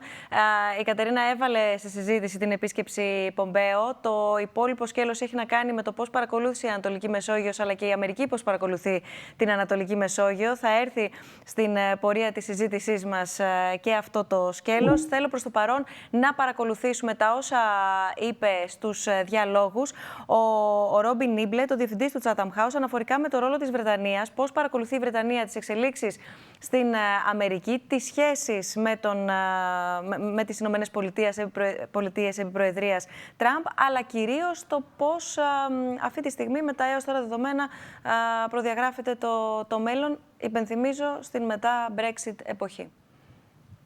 So, obviously, my first question has to do with U.S. elections, and to be more specific, what the U.S. elections might mean for Britain and their bilateral relations. Where do we find these countries now? Every U.S. presidential election is hugely important for the United Kingdom, for Britain, partly because Britain defines itself internationally through its close relationship with the US, what they've called a special relationship historically, though that's debatable whether it is special or not. But each time there's a change in US presidential administration, it can have a big impact on domestic politics in the UK as well. And for many prime ministers, the nature of their relationship with the US president comes to define their presidency. Margaret Thatcher and Ronald Reagan, Tony Blair and George W. Bush. Where it is at the moment is that this relationship is so different from any others right now because Britain is leaving the EU. If Trump wins, then in a way this confirms the narrative and allows Boris Johnson to accelerate a UK-US trade deal, and there's enough personal relationships, even though the Trump administration is unpredictable, at least they know what they're involved in. If Biden wins, you will have a very strong team of people who are quite pro-EU, or at least pro-European integration, and they will probably lean more of their foreign policy towards Brussels, towards Berlin, towards Paris. So the UK will be watching the result of this election very closely, because the UK will have to work, a Boris Johnson government will have to work a lot harder if Biden wins than if Trump wins. It would be very helpful if you would describe Britain's post-Brexit strength as a geopolitical actor. So the UK, by leaving the EU, is removing itself from a powerful actor in certain domains, that domain principally being global trade and global regulation. And it will no longer have the protection or the influence that comes with being part of one of the world's largest trading blocs and one of its main regulatory standard setters. It'll be on the edge. But Britain will remain one of the main 2-3 members of NATO, probably the second most important member in the most important military alliance in the world. It will remain a member of the UN Security Council, a permanent veto holding member. That won't change. You know, it has a large vote, relatively large vote in the IMF. It's part of the G7, whatever that becomes. So, you know, when you go through all of those global institutions, the UK will have a presence. It still has certain capabilities of its own. A credible military capacity that has a power projection ability that's bigger than any other European country, not as big as China, not as big as America, but still not negligible. It has one of the best intelligence services in the world. You have some, and then I should mention as well, the UK is one of the largest development aid donors in the world. It's one of the few countries giving 0.7% of its GDP, but the UK within the World Bank and so on is very influential. And then outside the government realm, despite Brexit, despite all of that, the UK retains some of the world's top universities, along with the US. They're ranked in the top 3 in the top 10. Very strong civil society presence, Oxfam, World Wide Fund, if I may say so, some good think tanks. You know, the UK, I think, despite Brexit, will have, compared to most other countries, a strong voice. Going back in 2015, Cameron celebrated the beginning of a golden era, let's say, in UK-China relations. Now Britain's foreign policy has shifted against China. Why is that? It's a very, very important question. What is interesting is that under David Cameron, as you said, in 2015, the UK government was trying to prove that, like France, like Germany, the UK also could become an economic partner to the biggest emerging markets in the world, of which China was at the top of the list. And the idea was then to invite them, you know, Xi Jinping came over, did a visit, Li Keqiang, the premier, came over beforehand, and as you said, they announced this golden era. What China did differently to Japan or South Korea was not use Britain as a gateway to Europe.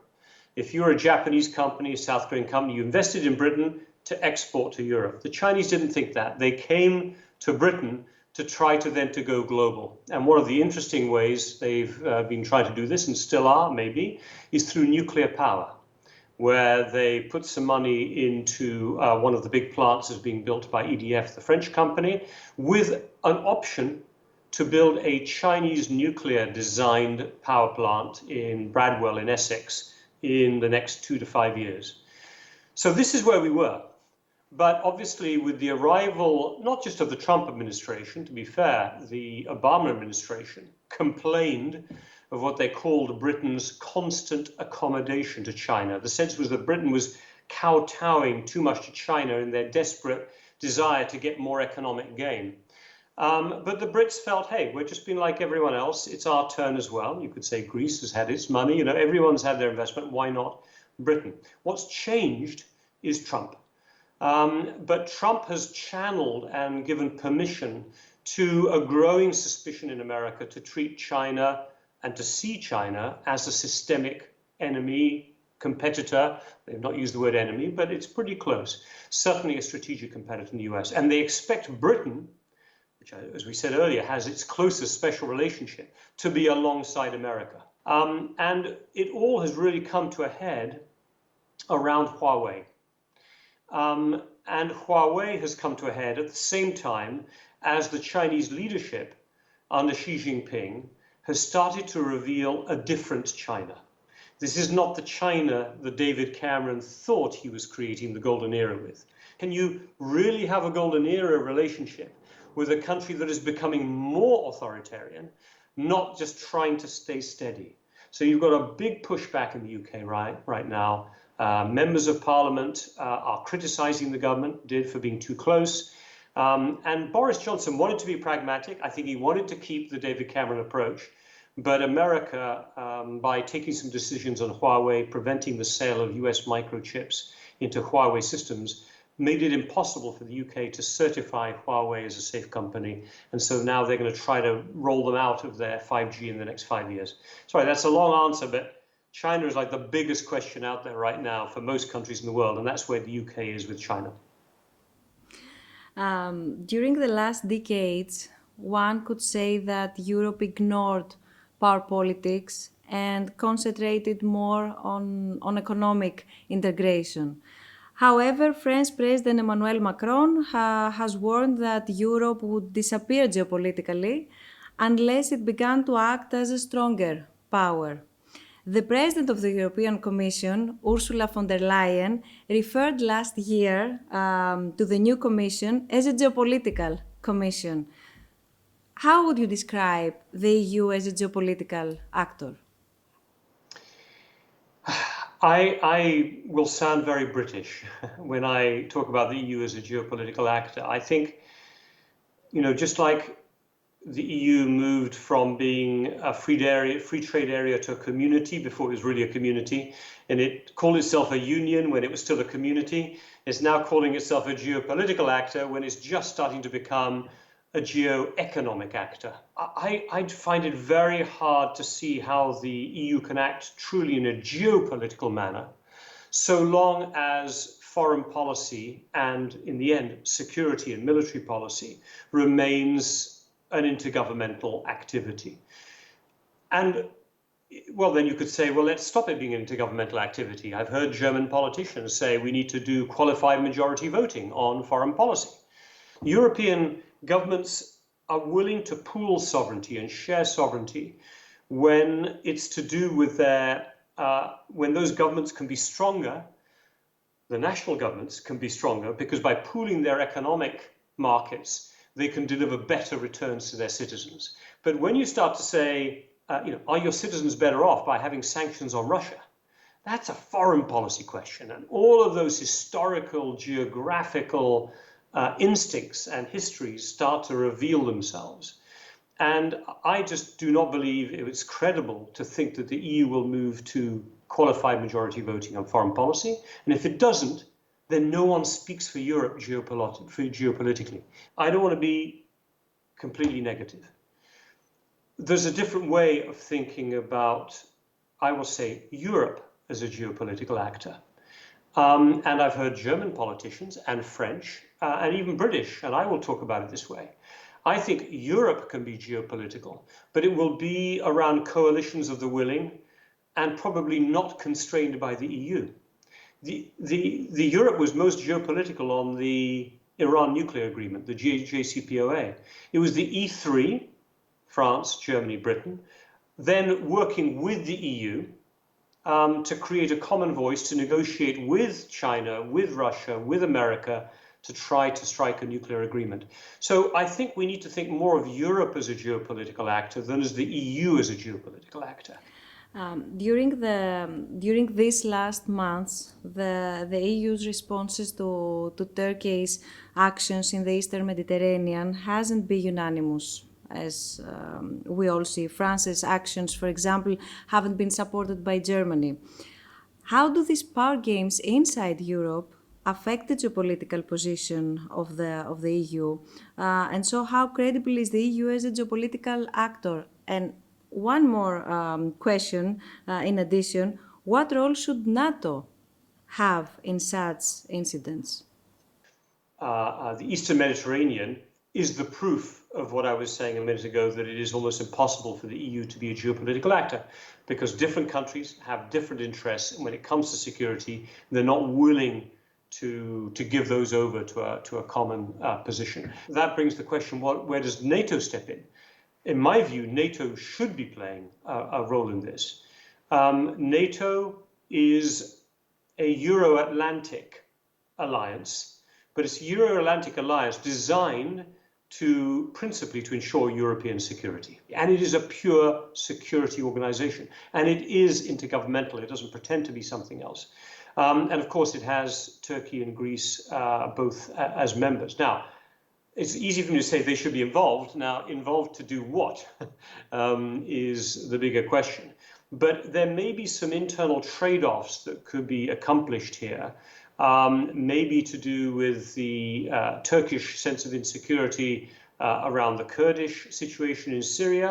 Then Turkey might take a slightly different position within its Eastern Mediterranean claims on the seabeds around Cyprus. I can see that the combination of players that come with NATO, because the US is involved as well, and the leverage points, because this really is about security and profile as much as it is about economics, is much more possible.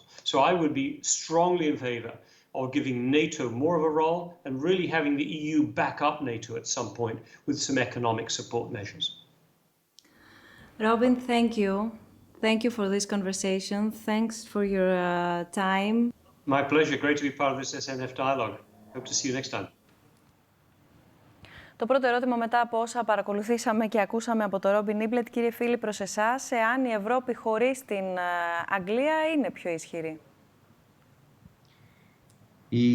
Το Ηνωμένο Βασίλειο, όπως ανέφερε πολύ σωστά και ο συνομιλητής μας, είναι μια σημαντική χώρα και στον οικονομικό εμπορικό τομέα και στον στρατιωτικό τομέα, μια χώρα η οποία έχει παράδοση ως και πρώην αποικιοκρατική δύναμη και έχει και μια γεωπολιτική, θα έλεγα, κουλτούρα που αυτή τη στιγμή απουσιάζει από την Ευρωπαϊκή Ένωση, με εξαίρεση ίσως τη Γαλλία. Δηλαδή η Γερμανία για ιστορικούς κυρίως λόγους έχει έλλειμμα και έλλειψη αυτής της στρατηγικής κουλτούρας αντίληψης των κινδύνων, κυρίως στο κομμάτι της γεωπολιτικής. Είναι μια δύναμη υπηρωτική, η οποία στρέφεται κυρίως στα ζητήματα τα οικονομικά. Από εκεί και πέρα βέβαια, η αλήθεια είναι ότι το Ηνωμένο Βασίλειο στην ευρωπαϊκή οικογένεια πολλές φορές είχε μία αυτοτέλεια, είχε μία δική του προσέγγιση. Αυτός άλλωστε ήταν και ένας από τους λόγους που οδηγηθήκαμε στο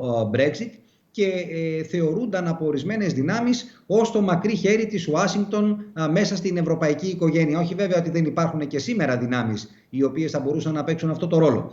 Θεωρώ ότι η Ευρωπαϊκή Ένωση συνολικά, ως γεωπολιτικός παράγοντας, γιατί είδα ότι θίξατε και θέσατε πολύ εύστοχα και αυτό το ζήτημα, είναι ασφαλώς πιο αδύναμη και πιο ανίσχυρη με την απουσία του Ηνωμένου Βασιλείου.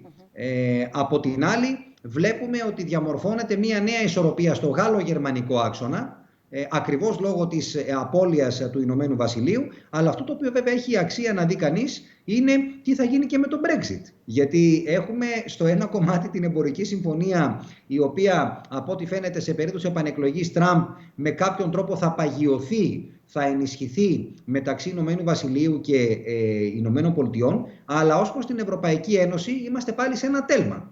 Οπότε εκεί πρέπει κανείς να περιμένει να δει τελικά ποιο θα είναι το νέο πλαίσιο των σχέσεων μεταξύ Ευρωπαϊκής Ένωσης και Ηνωμένου Βασιλείου, όχι μόνο στο κομμάτι το εμπορικό, το οποίο ενδιαφέρει πολύ και τις δύο πλευρές, αλλά και στο πιο γεωπολιτικό. Θα επιστρέψουμε σε αυτό το οποίο μόλις θίξατε, κύριε Φίλη, και θα επιστρέψουμε και στο λεγόμενο γαλλογερμανικό άξονα, ο οποίος έχει κάτι σοβαρές αναταράξεις τελευταία. Προηγουμένως, θα ήθελα να ρωτήσω, κύριε Τζοχόπουλε, πού βρίσκονται οι σχέσεις της Ευρώπης με την Κίνα. Νωρίτερα μας αναφέρατε περίπου που βρίσκονται αυτή τη στιγμή οι ισορροπίες των ΗΠΑ με την Κίνα. Αναφορικά με την Ευρώπη, το ερώτημα είναι αν μπορεί να υπάρξει ισορροπία μεταξύ Δύσης και Ανατολής, αν μπορεί κανείς να κάνει λόγο για αμυντική συνεργασία με τη Δύση και οικονομική συνεργασία με την Κίνα. Κοιτάξτε, ένα πολύ γενικό σχόλιο, το οποίο ισχύει για όλα τα κράτη με τα οποία συνομιλεί η Ευρωπαϊκή Ένωση. Την περίοδο του Ντόναλντ Τραμπ γίνονται βήματα προς αυτό το οποίο ονομάζεται στρατηγική αυτονομία. Δηλαδή, η Ευρωπαϊκή Ένωση βλέπει ότι δεν μπορεί να βασίζεται πλέον άλλο στις ΗΠΑ όπως βασιζόταν τα προηγούμενα χρόνια και γι' αυτό κάνει κάποια μικρά, μορουδιακά βήματα στον τομέα της εξωτερικής πολιτικής, τα οποία νομίζω πρέπει να συνεχιστούν ακόμα και αν ο Biden κερδίσει τις αμερικανικές εκλογές. Τώρα, σε επίπεδο σύνοευρωπαϊκών σχέσεων, η Ευρωπαϊκή Ένωση δεν επιλέγει την αμερικανική τακτική, επιλέγει μια διαφορετική τακτική, η οποία είναι συνεργαζόμαστε εκεί που μπορούμε με την Κίνα και όπου δεν μπορούμε τονίζουμε τις διαφωνίες μας. Πεδίο συνεργασίας είναι προφανώς οι οικονομικοί δεσμοί, οι γερμανικές εταιρείες επενδύουν στην Κίνα, το γερμανικό εμπόριο με την Κίνα ανθεί. Προβλήματα σημαντικά είναι ο τρόπος με τον οποίο ευρωπαϊκές εταιρείες επενδύουν στην Κίνα και αν χαίρουν της ίδιας αντιμετώπισης με αυτή που χαίρουν κινεζικές εταιρείες στην Ευρώπη. Αυτό είναι το βασικό, το οποίο ζητάει η Ευρωπαϊκή Ένωση από την Κίνα. Και τώρα προσφάτως και ζητήματα ανθρωπίνων δικαιωμάτων με μεγάλη έμφαση προφανώς στο Χονγκ Κονγκ. Όμως το βασικό είναι να βλέπουμε το ποτήρι μισογεμάτο, όχι μισοάδιο, διότι η Ευρωπαϊκή Ένωση επιλέγει να συνεργάζεται με την Κίνα. Δεν επιλέγει να την απομονώνει, άλλωστε και δεν μπορεί και να την απομονώσει. Αναπόφευκτα, το επόμενο ερώτημα έχει να κάνει, κύριε Κίσλινγκ, τώρα με το πώς οι Ηνωμένες Πολιτείες παρακολουθούν τις σχέσεις που αναπτύσσονται σε βρεφικό στάδιο, όπως περιέγραψε ο κύριος Τζογόπουλος, ανάμεσα στην Ευρώπη και την Κίνα. Well, the United States is very concerned about the growth of Chinese influence in Europe. One thing I'm surprised about is that didn't see any reference by Secretary Pompeo to the role of China in Greece through Piraeus and other large investments. But here, I think the United States, with the departure of Great Britain, has lost a crucial ally. In my experience as a diplomat, it was our British colleagues who always interpreted the EU's mysterious internal workings to us, helped us to adapt our policies to talk to Europe effectively. We've lost that now. I don't know who is going to fill that role in dealing with China, which is a huge, complicated issue where there's no single policy that works. It's a piece-by-piece set of decisions that have to be taken. Όσον συζητάμε, έχει έρθει ένα ακόμα ερώτημα από τους φίλους και τις φίλες που μας παρακολουθούν, κύριε Τζογόπουλε, αν οι Ηνωμένες Πολιτείες επηρεάζουν τις σχέσεις ανάμεσα στην Ευρώπη και την Κίνα. Θα σας απαντήσω, εξαρτάται από τη χώρα στην οποία αναφέρεστε. Στην Ελλάδα, για παράδειγμα, τις επηρεάζουν πάρα πολύ. Στη Γερμανία ή στη Γαλλία ή στην Ιταλία πολύ λιγότερο. Εξαρτάται δηλαδή από τη σχέση που κάθε χώρα της Ευρωπαϊκής Ένωσης, κάθε κράτος μέλος της Ευρωπαϊκής Ένωσης έχει με τις Ηνωμένες Πολιτείες και το πόσο το συγκεκριμένο κράτος μέλος χρειάζεται τις Ηνωμένες Πολιτείες. Η Ελλάδα είναι μια χώρα που λόγω και των ισχυρών δεσμών με τις Ηνωμένες Πολιτείες και επειδή προφανώς επενδύει στην αμερικανική ομπρέλα προστασία στην Ανατολική Μεσόγειο, βρίσκεται σε πολύ μεγάλο καθεστώς πίεση σε σχέση με άλλες ευρωπαϊκές χώρες. Είναι καθαρά δηλαδή θέμα ηγεσίας, αλλά η δική μου άποψη είναι ότι ακόμα και χώρες που ανοίγουν στρατηγικά στη Δύση, όπως η Ελλάδα, μπορούν να πετυχάνουν ένα μείγμα πολιτικής. Από τη μία μεριά να συνεργάζονται με τις ΗΠΑ στρατηγικά και σε επίπεδο άμυνας, το οποίο δεν αμφισβητείται, και από την άλλη πλευρά να προσελκύουν περισσότερες κινέζικες επενδύσεις. Μπορεί να επιτευχθεί αυτή η ισορροπία, είναι καθαρά θέμα ηγεσίας και αρμονικής διαχείρισης της κατάστασης. Επιστρέφω λίγο πάλι, κύριε Φίλη, στη γενική εικόνα, στη μεγάλη εικόνα της ευρωπαϊκής εξωτερικής πολιτικής, με δεδομένο ότι πολλές φορές, ειδικά κυρίως την τελευταία δεκαετία, όχι πολύ πιο βαθιά, αν ανατρέξει κανείς, θα δει τις πολλαπλές ταχύτητες που αναπτύσσει η Ευρώπη, με την Ευρωπαϊκή Ένωση να επικεντρώνεται στην οικονομική ενοποίηση, στην νομισματική και ούτω καθεξής, η οικονομία δηλαδή να βρίσκεται πάντα στο επίκεντρο. Ωστόσο, όταν αναδεικνύεται ένα θέμα το οποίο έχει να κάνει είτε με την Ανατολική Μεσόγειο, είτε με άλλου τύπου παράγοντες, βλέπουμε περισσότερο εθνικές στρατηγικές, εξωτερικές πολιτικές να αναπτύσσονται παρά μια ενιαία ευρωπαϊκή γεωπολιτική στρατηγική. Το ερώτημα λοιπόν προκύπτει είναι αν ενδιαφέρεται η Ευρώπη και κυρίως αν μπορεί η Ευρώπη αυτή τη στιγμή, με τα δεδομένα που ήδη υπάρχουν και είναι εδώ, αν προλαβαίνει ουσιαστικά να αναπτύξει μια ευρωπαϊκή, μια κοινή εξωτερική πολιτική και εν τέλει να αποτελέσει έναν στιβαρό γεωπολιτικό παράγοντα, ένα γεωπολιτικό παίκτη στη διεθνή σκακέρα. Μου επιτρέπετε, κυρία Μπουσδούκου, πριν απαντήσω, να κάνω δύο διευκρινήσεις, να συμπληρώσω ουσιαστικά σε αυτά που υπόθηκαν σε σχέση με την Κίνα, γιατί νομίζω ότι είναι σημαντικά. Πρώτον, υπάρχουν τρεις διαστάσεις εν σχέση με την Κίνα από την οπτική των ΗΠΑ σε σχέση με την Ευρωπαϊκή Ένωση, κάτι που αφορά βέβαια και στην Ελλάδα. Το πρώτο είναι το οικονομικό αποτύπωμα, το οποίο η Κίνα έχει και φαίνεται ότι αυτό προσπαθεί να το διευρύνει στο ευρωπαϊκό πεδίο. Θα πω προς τους τηλεθεατές μας, επί παραδείγματι, για την πλατφόρμα 17+1, που είναι ουσιαστικά μια πλατφόρμα μέσω της οποίας η Κίνα έχει εντάξει χώρες της Νοτιοανατολικής Ευρώπης, της Ανατολικής Ευρώπης και φτάνει μέχρι και τις Βαλτικές και προσπαθεί εκεί να χρηματοδοτήσει σχέδια, projects τα οποία κυρίως σχετίζονται με τις υποδομές, τις μεταφορές, δηλαδή με κομβικούς παράγοντες και παραμέτρους κομβικές της οικονομίας των εκεί χωρών. Το δεύτερο είναι βέβαια το δίκτυο 5G. Δεν χρειάζεται να πω πάρα πολλά. Ξέρουμε ότι οι Αμερικανοί απείλησαν την περασμένη εβδομάδα ο Υπουργός Εξωτερικών, ο κ. Πομπέο, μέχρι και την Τουρκία, λόγω της ειδικής σχέσης που έχει αναπτύξει με τη Highway, και απείλησε με απόσυρση αμερικανικών επενδύσεων από την Τουρκία. Άρα είναι ένα πάρα πολύ σημαντικό ζήτημα, μέγιστη προτεραιότητα για τους Αμερικανούς. Και το τρίτο βέβαια είναι η πανδημία. Και το λέω αυτό διότι αυτό που κατάλαβαν στη Δύση είναι ο μεγάλος βαθμός εξάρτησης που έχουν από τις εισαγωγές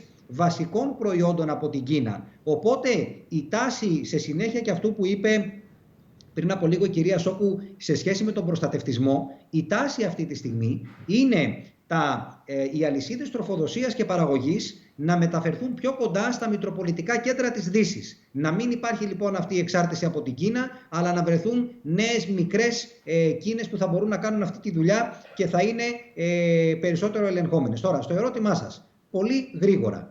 Η Ευρωπαϊκή Ένωση τα τελευταία 10 χρόνια έχει περάσει δύο πολύ σοβαρές κρίσεις. Η πρώτη είναι η οικονομική και η δεύτερη είναι η προσφυγομεταναστευτική. Και στις δύο κρίσεις αυτές αντέδρασε με καθυστέρηση, όχι με μεγάλη αποτελεσματικότητα, αλλά αν μη τι άλλο έχει καταφέρει σε αυτή τη φάση και παρά την πανδημία να τις ξεπεράσει, έστω και με πολλούς αστερίσκους.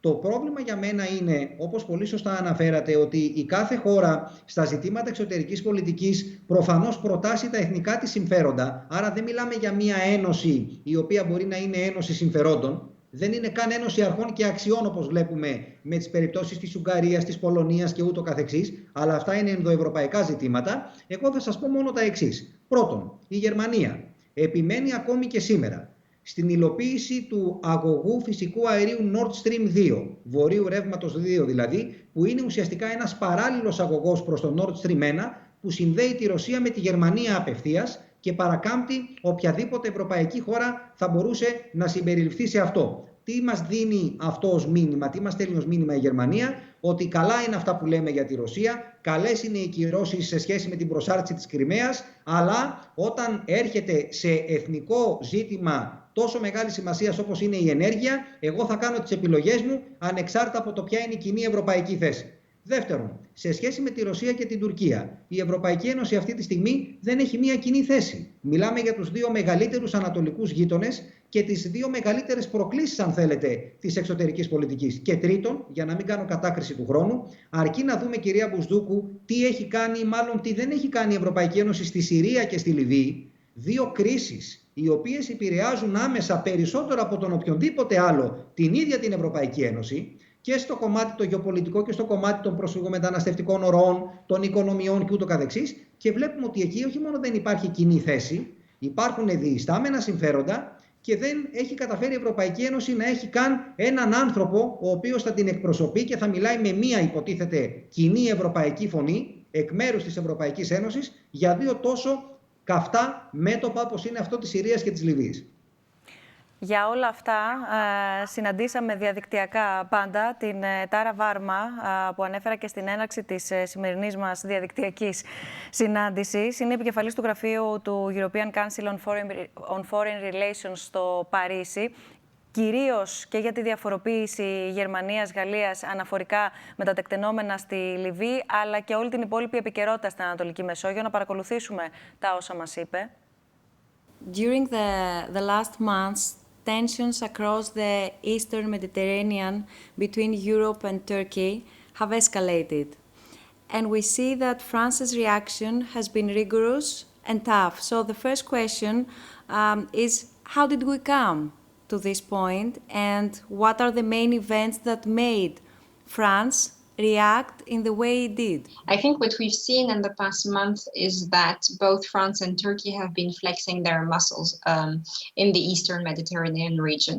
Clearly, what happened in June when a Turkish warship illuminated the French frigate Courbet was an incident that left the French really dismayed because there was very little, close to no reaction within NATO, and France was quite dismayed that NATO allies really buried their heads in the sand and didn't react and show any support to it, when actually NATO should have been really the place for conflict resolution there. Since then, over the course of the summer, President Macron called a few times for the creation of a Pax Mediterranea.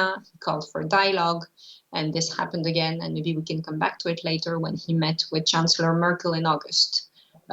And when you saw that there was more convergence between the French and the German position than there was earlier in the summer.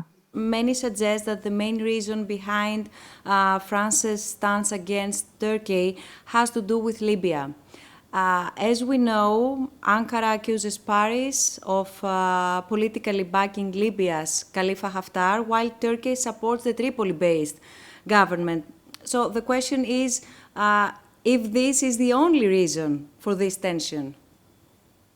No, and I mean, it is part of it, but it's not all of it. In regards to the current situation, I think France has been calling quite clearly for more European solidarity towards the Greek position. It has been very supportive of Greece and of Cyprus. It is insisting that Cyprus stop blocking the sanctions against Belarus and do not link them to sanctions that could take place against Turkey. But I think what has been very clear is how France wants to play the European solidarity card. While France's response to Turkey has been tough, as we mentioned earlier, Germany is more conciliatory, let's say. What are the implications of such a lack of unanimity between the European countries? I think it's been hard for the Germans to see why the French were on such a tough stance. We know that there is a need for the Europeans to build a new relationship with Turkey and Erdogan. We rely on them on the migration issue, but he's using this in a way as blackmail against us, and so the Europeans will have to think about what kind of relationship they want with Turkey. And I don't think we can afford the luxury of not having this conversation. Germany is heading the presidency of the EU right now, and so it sees itself as a good mediator between the tough camp and the conciliatory camp, and I think it does want to deliver a solution.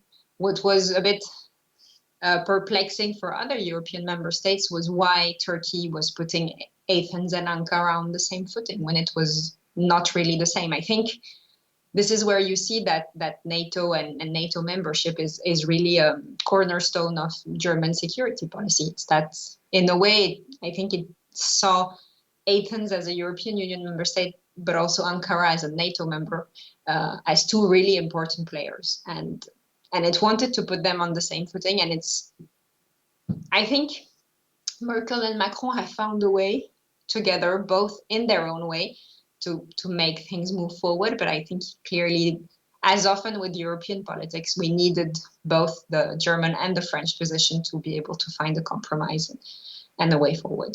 Can the situation in the Eastern Mediterranean trigger disputes internally in the European Union, for example, between France and Italy? I think France has been very clear on the objectives that it wants to achieve here, which is to defend the sovereignty of other European Union member states. I think it's not been so clear with Italy, and Italy has been actually has been more vocal on the Libya front, but on the Eastern Med, for now, it has said that it was more following the German line, that it didn't want any escalation in the tensions. I mean, it's been clear on that, but in terms of what vision it has for the Eastern Med, it's been relatively discreet until now, even though, of course, Italy is an important player and should have a role in that. At the end of the day, how do all these power games inside Europe affect the geopolitical position of the European Union?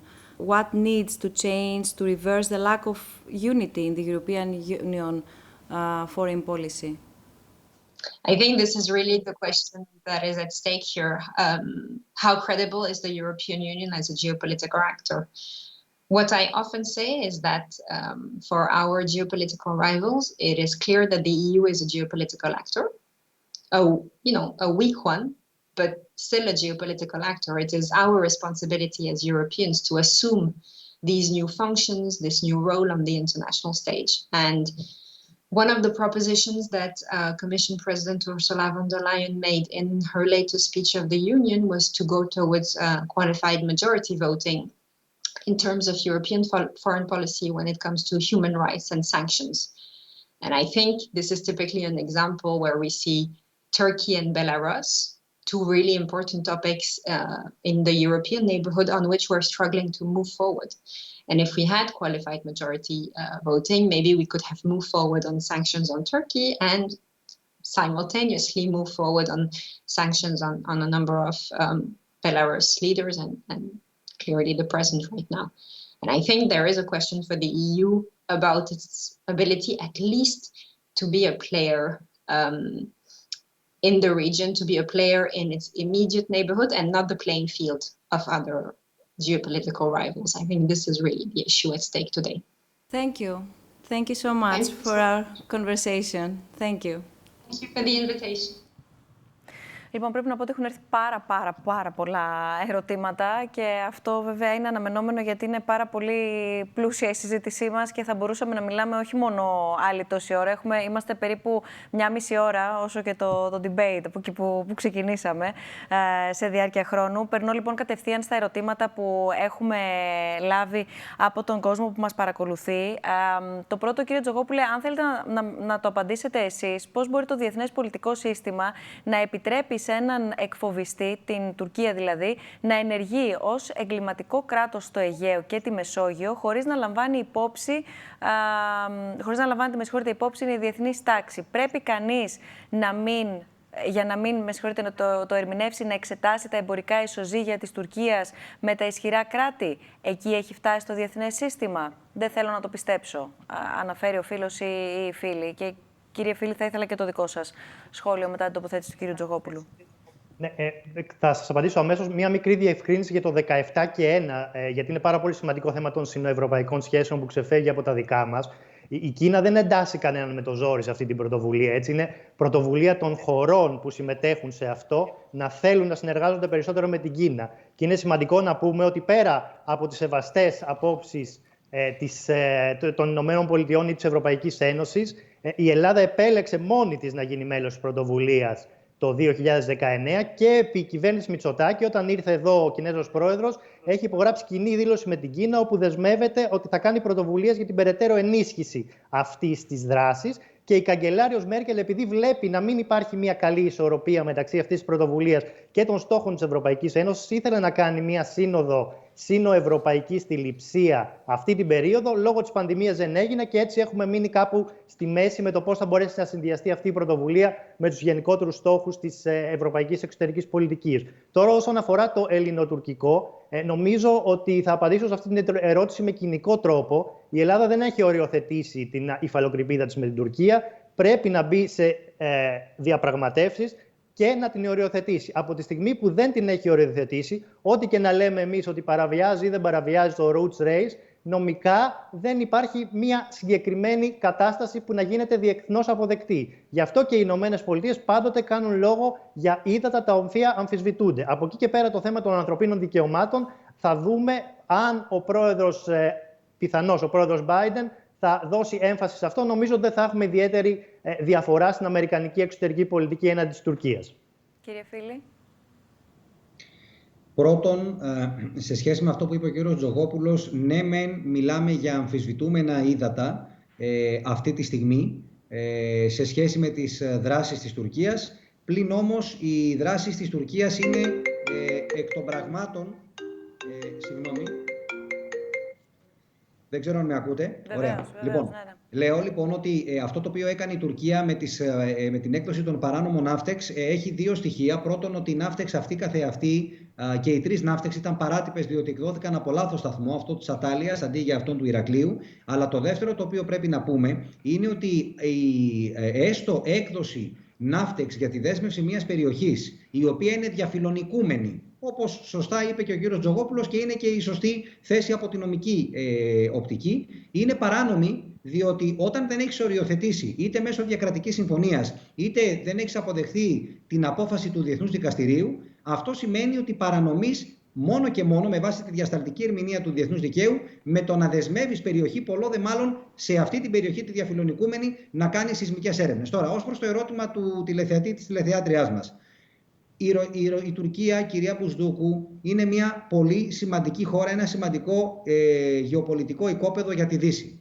Είναι 83 εκατομμύρια, είναι μουσουλμανική χώρα, η μόνη μουσουλμανική χώρα κράτος μέλος του ΝΑΤΟ, συνορεύει με πολλές χώρες Μέσης Ανατολής, είναι στη Μαύρη Θάλασσα, άρα μπορεί να αποτελέσει μέσο αναχέτησης της Ρωσίας, τουλάχιστον αυτό το έκανε στο παρελθόν, ειδικότερα στα χρόνια του ψυχρού πολέμου, αλλά και λίγο μετά. Είναι μια χώρα η οποία έχει νεανικό πληθυσμό, περίπου το 40% του πληθυσμού της Τουρκίας είναι έως 24 ετών, αυτό σημαίνει μια δυναμική δημογραφική, είναι η 17η μεγαλύτερη οικονομία στον κόσμο και μια χώρα η οποία υποδέχεται πολλές επενδύσεις και δίνει πάρα πολλά κίνητρα προς αυτή την κατεύθυνση. Άλλωστε, σε συνέχεια αυτό που είπα και πριν, η Τουρκία θα ήθελε να είναι μια νέα μικρή Κίνα για την Ευρώπη, δηλαδή να μεταφερθεί η αλυσίδα τροφοδοσίας και παραγωγής πιο κοντά στην Ευρωπαϊκή Ένωση.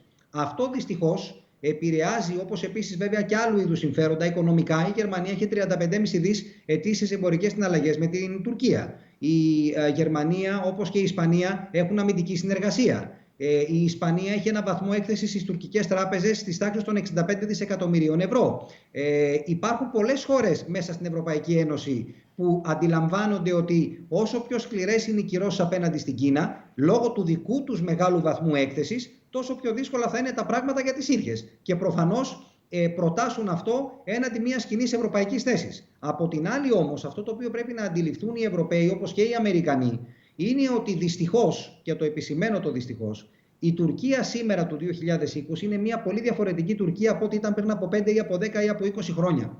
Είναι μια χώρα η οποία κλείνει συνεχώς προς την Ανατολή, αποκλίνει από τη Δύση, θεωρεί ότι είναι πάρα πολύ μεγάλη για να μπαίνει σε καλούπια και για να αποδέχεται κανόνες. Θεωρεί ότι το διεθνές δίκαιο ή διεθνείς συνθήκες δεν είναι απαραίτητο ότι πρέπει να την εγκλωβίζουν σε κάποιες πολιτικές και το αποτέλεσμα αυτού είναι αυτό το οποίο βλέπουμε σήμερα. Άρα λοιπόν οι Ευρωπαίοι και οι Αμερικανοί πρέπει να συνειδητοποιήσουν ότι είναι και προς το δικό τους συμφέρον να μετριάσουν την τουρκική επιθετικότητα και τον τουρκικό αναθεωρητισμό, διότι σε διαφορετική περίπτωση δεν είναι μόνο η Ελλάδα που εγώ μπορεί να πιστεύω ότι είναι ένα από τα τελευταία αναχώματα σε αυτή την προσπάθεια της Τουρκίας να αλλάξει το status quo στην ευρύτερη περιοχή. Είναι θέμα συμφερόντων της Δύσης να μην δουν την περιοχή της Ανατολικής Μεσογείου σε μια πολύ κρίσιμη καμπή, περιγράψαμε προηγουμένως τους λόγους, να εξελίσσεται σε κάτι περισσότερο αποσταθεροποιητικό από ό,τι είναι αυτή τη στιγμή.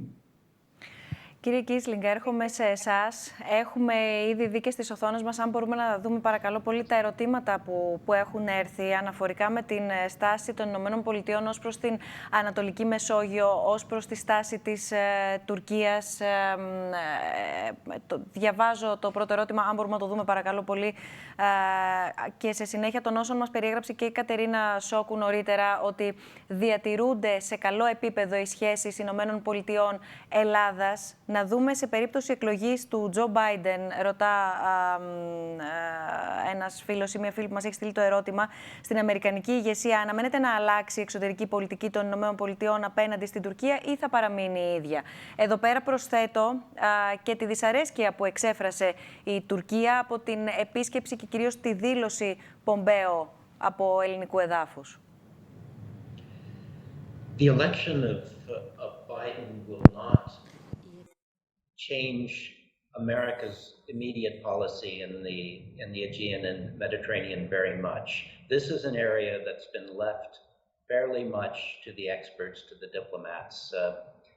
Donald Trump, you have to remember that his competition is not with Russia, it's not with China, it's not with Iran. His competition is with the US government as he calls it, deep state. He is trying to assert his dominance over that state, over the Defense Department, the State Department, the CIA. And one of his techniques for doing that is to cut the experts out of the loop by talking directly to people like Erdogan. And unfortunately, because he does not know the issues, his conversations with Erdogan are not useful. That's what the State Department is for, making sure your conversations take you in the right direction. Under Biden, I think we will have a much more professional dialogue with Turkey. But that dialogue with Turkey, like our dialogue with Greece, has to be very clear that international law and international institutions are the framework within which Greece and Turkey can cooperate reasonably well together. But that means reminding both sides that international law is not a straitjacket enclosing Turkey in accordance with Greek specifications. It's a very flexible instrument. The Law of the Sea Treaty gives a lot of advantages to Greece, which is why Turkey is not a member of that treaty. That said, within the Law of the Sea Treaty, there is plenty of room for Turkey to get a better status quo than it has now. And Greece has to recognize that its own description of international law cannot be so maximalist that it excludes dialogue. And that's the problem. Internal Greek discussion of the Law of the Sea tends to be very one-sided and focusing on the issues Greece likes about international law. The Turks are just as legalistic. The Turks have their own version of international law, which serves their interests. It's time to step back from that and recognize that law is a framework in which you solve discussions. It is not the solution itself. Ευχαριστώ πάρα πολύ. Προσπερνώ τις ερωτήσεις εντωμεταξύ παρόμοιες που έχουν ήδη απαντηθεί, που έχουν έρθει αναφορικά με το τι θα σημάνει η εκλογή Biden για την Ελλάδα και τις εξελίξεις στην Ανατολική Μεσόγειο. Ένα τελευταίο ερώτημα, κύριε φίλη, κύριε Τζογόπουλε, εάν μπορεί η Ευρώπη να αποτρέψει μια σύγκρουση στα Βαλκάνια, εντάσσοντάς τα στο σκληρό πυρήνα της, διότι όσο δεν υπάρχουν κινήσεις προς αυτή την κατεύθυνση, τόσο περισσότερο ενισχύεται η επιρροή της Τουρκίας στην συγκεκριμένη περιοχή. Ναι, είναι ένα ερώτημα σωστό και λογικό, διότι η αλήθεια είναι πως η Ευρωπαϊκή Ένωση, κυρία Μπουσδούκου, όπως και οι Ηνωμένες Πολιτείες μέχρι πρότινος, και θα πω τι εννοώ, είχαν περίπου ξεχασμένα τα Βαλκάνια, την περιοχή της Νοτιοανατολικής Ευρώπης, αλλά ειδικότερα των Δυτικών Βαλκανίων. Είναι επίσης αλήθεια ότι αυτή η περιοχή διακατέχεται και κυριαρχείται από κακή διακυβέρνηση, από διαφθορά, από διαπλοκή, από σοβαρά οικονομικά προβλήματα και βέβαια εθνοτικές διαφορές οι οποίες έχουν μπει κάτω από το χαλί, αλλά βλέπουμε ότι αργά ή γρήγορα βγαίνουν πάλι στην επιφάνεια. Η πλέον αποτυχημένη περίπτωση είναι προφανώς η Βοσνία-Ερζεγοβίνη. Είναι ένα μεγάλο πρόβλημα αυτό για την περιοχή των Δυτικών Βαλκανίων. Αλλά είδαμε τον αμερικανικό παράγοντα, γι' αυτό και είπα μέχρι πρότινος, να κάνει μια κίνηση θεαματική μεταξύ Κωσόβου και Σερβίας. Θα δούμε κατά πόσο αυτή η κίνηση πράγματι δεν είναι ένα πυροτέχνημα, αλλά θα συμβάλλει στην σταθεροποίηση των Δυτικών Βαλκανίων. Πρέπει όμως να γίνουν ακόμα πάρα πολλά. Βλέπουμε επίσης ότι υπάρχει μια κόπωση από ευρωπαϊκής πλευράς στις γρήγορες διαδικασίες για ένταξη της Βόρειας Μακεδονίας και της Αλβανίας στην ευρωπαϊκή οικογένεια. Την περασμένη εβδομάδα είχαμε μια απειλή από πλευράς Βουλγαρίας σε σχέση με τη μακεδονική γλώσσα ότι θα χρησιμοποιήσει το δικαίωμα του βέτο για να μπλοκάρει την ένταξη της Βόρειας Μακεδονίας στην Ευρωπαϊκή Ένωση. Είναι μια δύσκολη κατάσταση, ασφαλώς, επειδή τα Βαλκάνια είναι στους κόλπους της Ευρωπαϊκής Ένωσης. Δεν είναι στο εγγύς εξωτερικό, δεν είναι στη γειτονιά, είναι στους κόλπους. Είναι για μένα δεδομένο ότι η Ευρωπαϊκή Ένωση, όταν και εφόσον βέβαια επιλύσει και διευθετήσει τα άλλα προβλήματα, είτε τα ενδοευρωπαϊκά, είτε σε σχέση με τη Ρωσία και την Τουρκία, πρέπει παράλληλα μάλλον με αυτό να ασχοληθεί ιδιαίτερα με την περιοχή των Δυτικών Βαλκανίων, γιατί εκεί είναι μια βραδιφλεγής βόμβα, η οποία ανα πάσα στιγμή θα μπορούσε να σκάσει και θα σκάσει στα χέρια των Ευρωπαίων. Δεν θα σκάσει στα χέρια των Αμερικανών ή των Κινέζων. Θα σκάσει στα χέρια των Ευρωπαίων. Αυτό πρέπει να το έχουμε κατά νου και πρέπει να συμβάλλουμε με όλες μας τις δυνάμεις, με κίνητρα, με αρκετό καρότο υπό τη μορφή κινήτρων αλλά και μαστίγιο, για να μπορέσουμε να εξασφαλίσουμε ότι δεν θα δούμε αναβίωση προβλημάτων περασμένων δεκαετιών. Κύριε Τζογόπουλε, ένα τελευταίο σχόλιο, αν θέλετε μια τοποθέτηση και από εσάς. Ο κύριος Φίλης έχει απόλυτο δίκιο και νομίζω ότι ο ρόλος της Ευρώπης πρέπει να είναι περισσότερο ισχυρός στην ευρύτερη περιοχή. Το δίλημμα πάντα το οποίο υπάρχει, έτσι με τον Γάλλο πρόεδρο τον Μακρόν να το θέτει, είναι κατά πόσο μία ένταξη καινούριων χωρών στην Ευρωπαϊκή Ένωση πριν αυτές να είναι έτοιμες, έτσι κακά τα ψέματα, θα έχει αντίκτυπο και στον τρόπο λειτουργίας της Ευρωπαϊκής Ένωσης, η οποία έτσι κι αλλιώς δυσκολεύεται να λειτουργήσει με 27 χώρες. Καταλαβαίνετε τι θα γίνει αν μπουν και άλλες χώρες στην Ευρωπαϊκή Ένωση. Και το τελευταίο σχόλιο, πολύ σύντομα, νομίζω ότι η Ελλάδα, που είναι κόμβο σταθερότητας, αυτό έχει απόλυτο δίκιο και το State Department, το οποίο το αναφέρει κάθε φορά, βλέποντας και την κατάσταση στα Βαλκάνια, μπορούμε να καταλάβουμε τα σημαντικότερα αγαθά τα οποία απολαμβάνουμε. Ειρήνη, δημοκρατική σταθερότητα, τα οποία από διάφορους ετέθησαν σε αμφισβήτηση στο δημόσιο διάλογο την περίοδο της κρίσης με την Τουρκία. Και θεωρώ ότι η Ελλάδα, επειδή ακριβώς έχει αυτά τα αγαθά και διαθέτει μια άριστη σχέση τα τελευταία χρόνια με τις ΗΠΑ, μπορεί να αναλάβει και μόνη της περισσότερες πρωτοβουλίες στην περιοχή των Βαλκανίων για να φανεί και περισσότερο η ελληνική εξωτερική πολιτική και να φύγουμε από το θέμα της διαπραγμάτευσης με την Τουρκία και το ζήτημα της υφαλοκρηπίδας. Θέλω να σας ευχαριστήσω θερμά για αυτή την πραγματικά πολύ ενδιαφέρουσα, ελπίζω και νομίζω και για τον κόσμο που μας παρακολούθησε, αν κρίνει κανείς από τα πάρα πολλά μηνύματα, δείγμα των οποίων έχουμε δείξει από τα ερωτήματα που λάβαμε. Σας ευχαριστώ πάρα πολύ για το χρόνο σας. Ευχαριστώ πάρα πολύ τον Μπράντι Κίσλινγκ, τον Γιώργο Τζογόπουλο και τον Κωνσταντίνο Φίλη, νωρίτερα την Κατερίνα Σόκου, αλλά και τις συνδέσεις που είχαμε τόσο με την Μεγάλη Βρετανία, τον Ρόμπιν Ήμπλετ, αλλά και τη Γαλλία, την Τάρα Βάρμα. Σας ευχαριστώ θερμά όλους για αυτή μας την συνομιλία. Μένει να δούμε τι μελιγενέστε σε όλα αυτά τα μέτωπα. Το έχετε αναφέρει σε αυτόν τον πολυπολικό κόσμο, κύριε Τζογόπουλε, χρησιμοποιείτε αυτόν τον όρο πια. Να δούμε τι ακριβώς πού ακριβώς θα καθίσουν οι ισορροπίες και πώς θα διαμορφωθεί το διεθνές σκηνικό.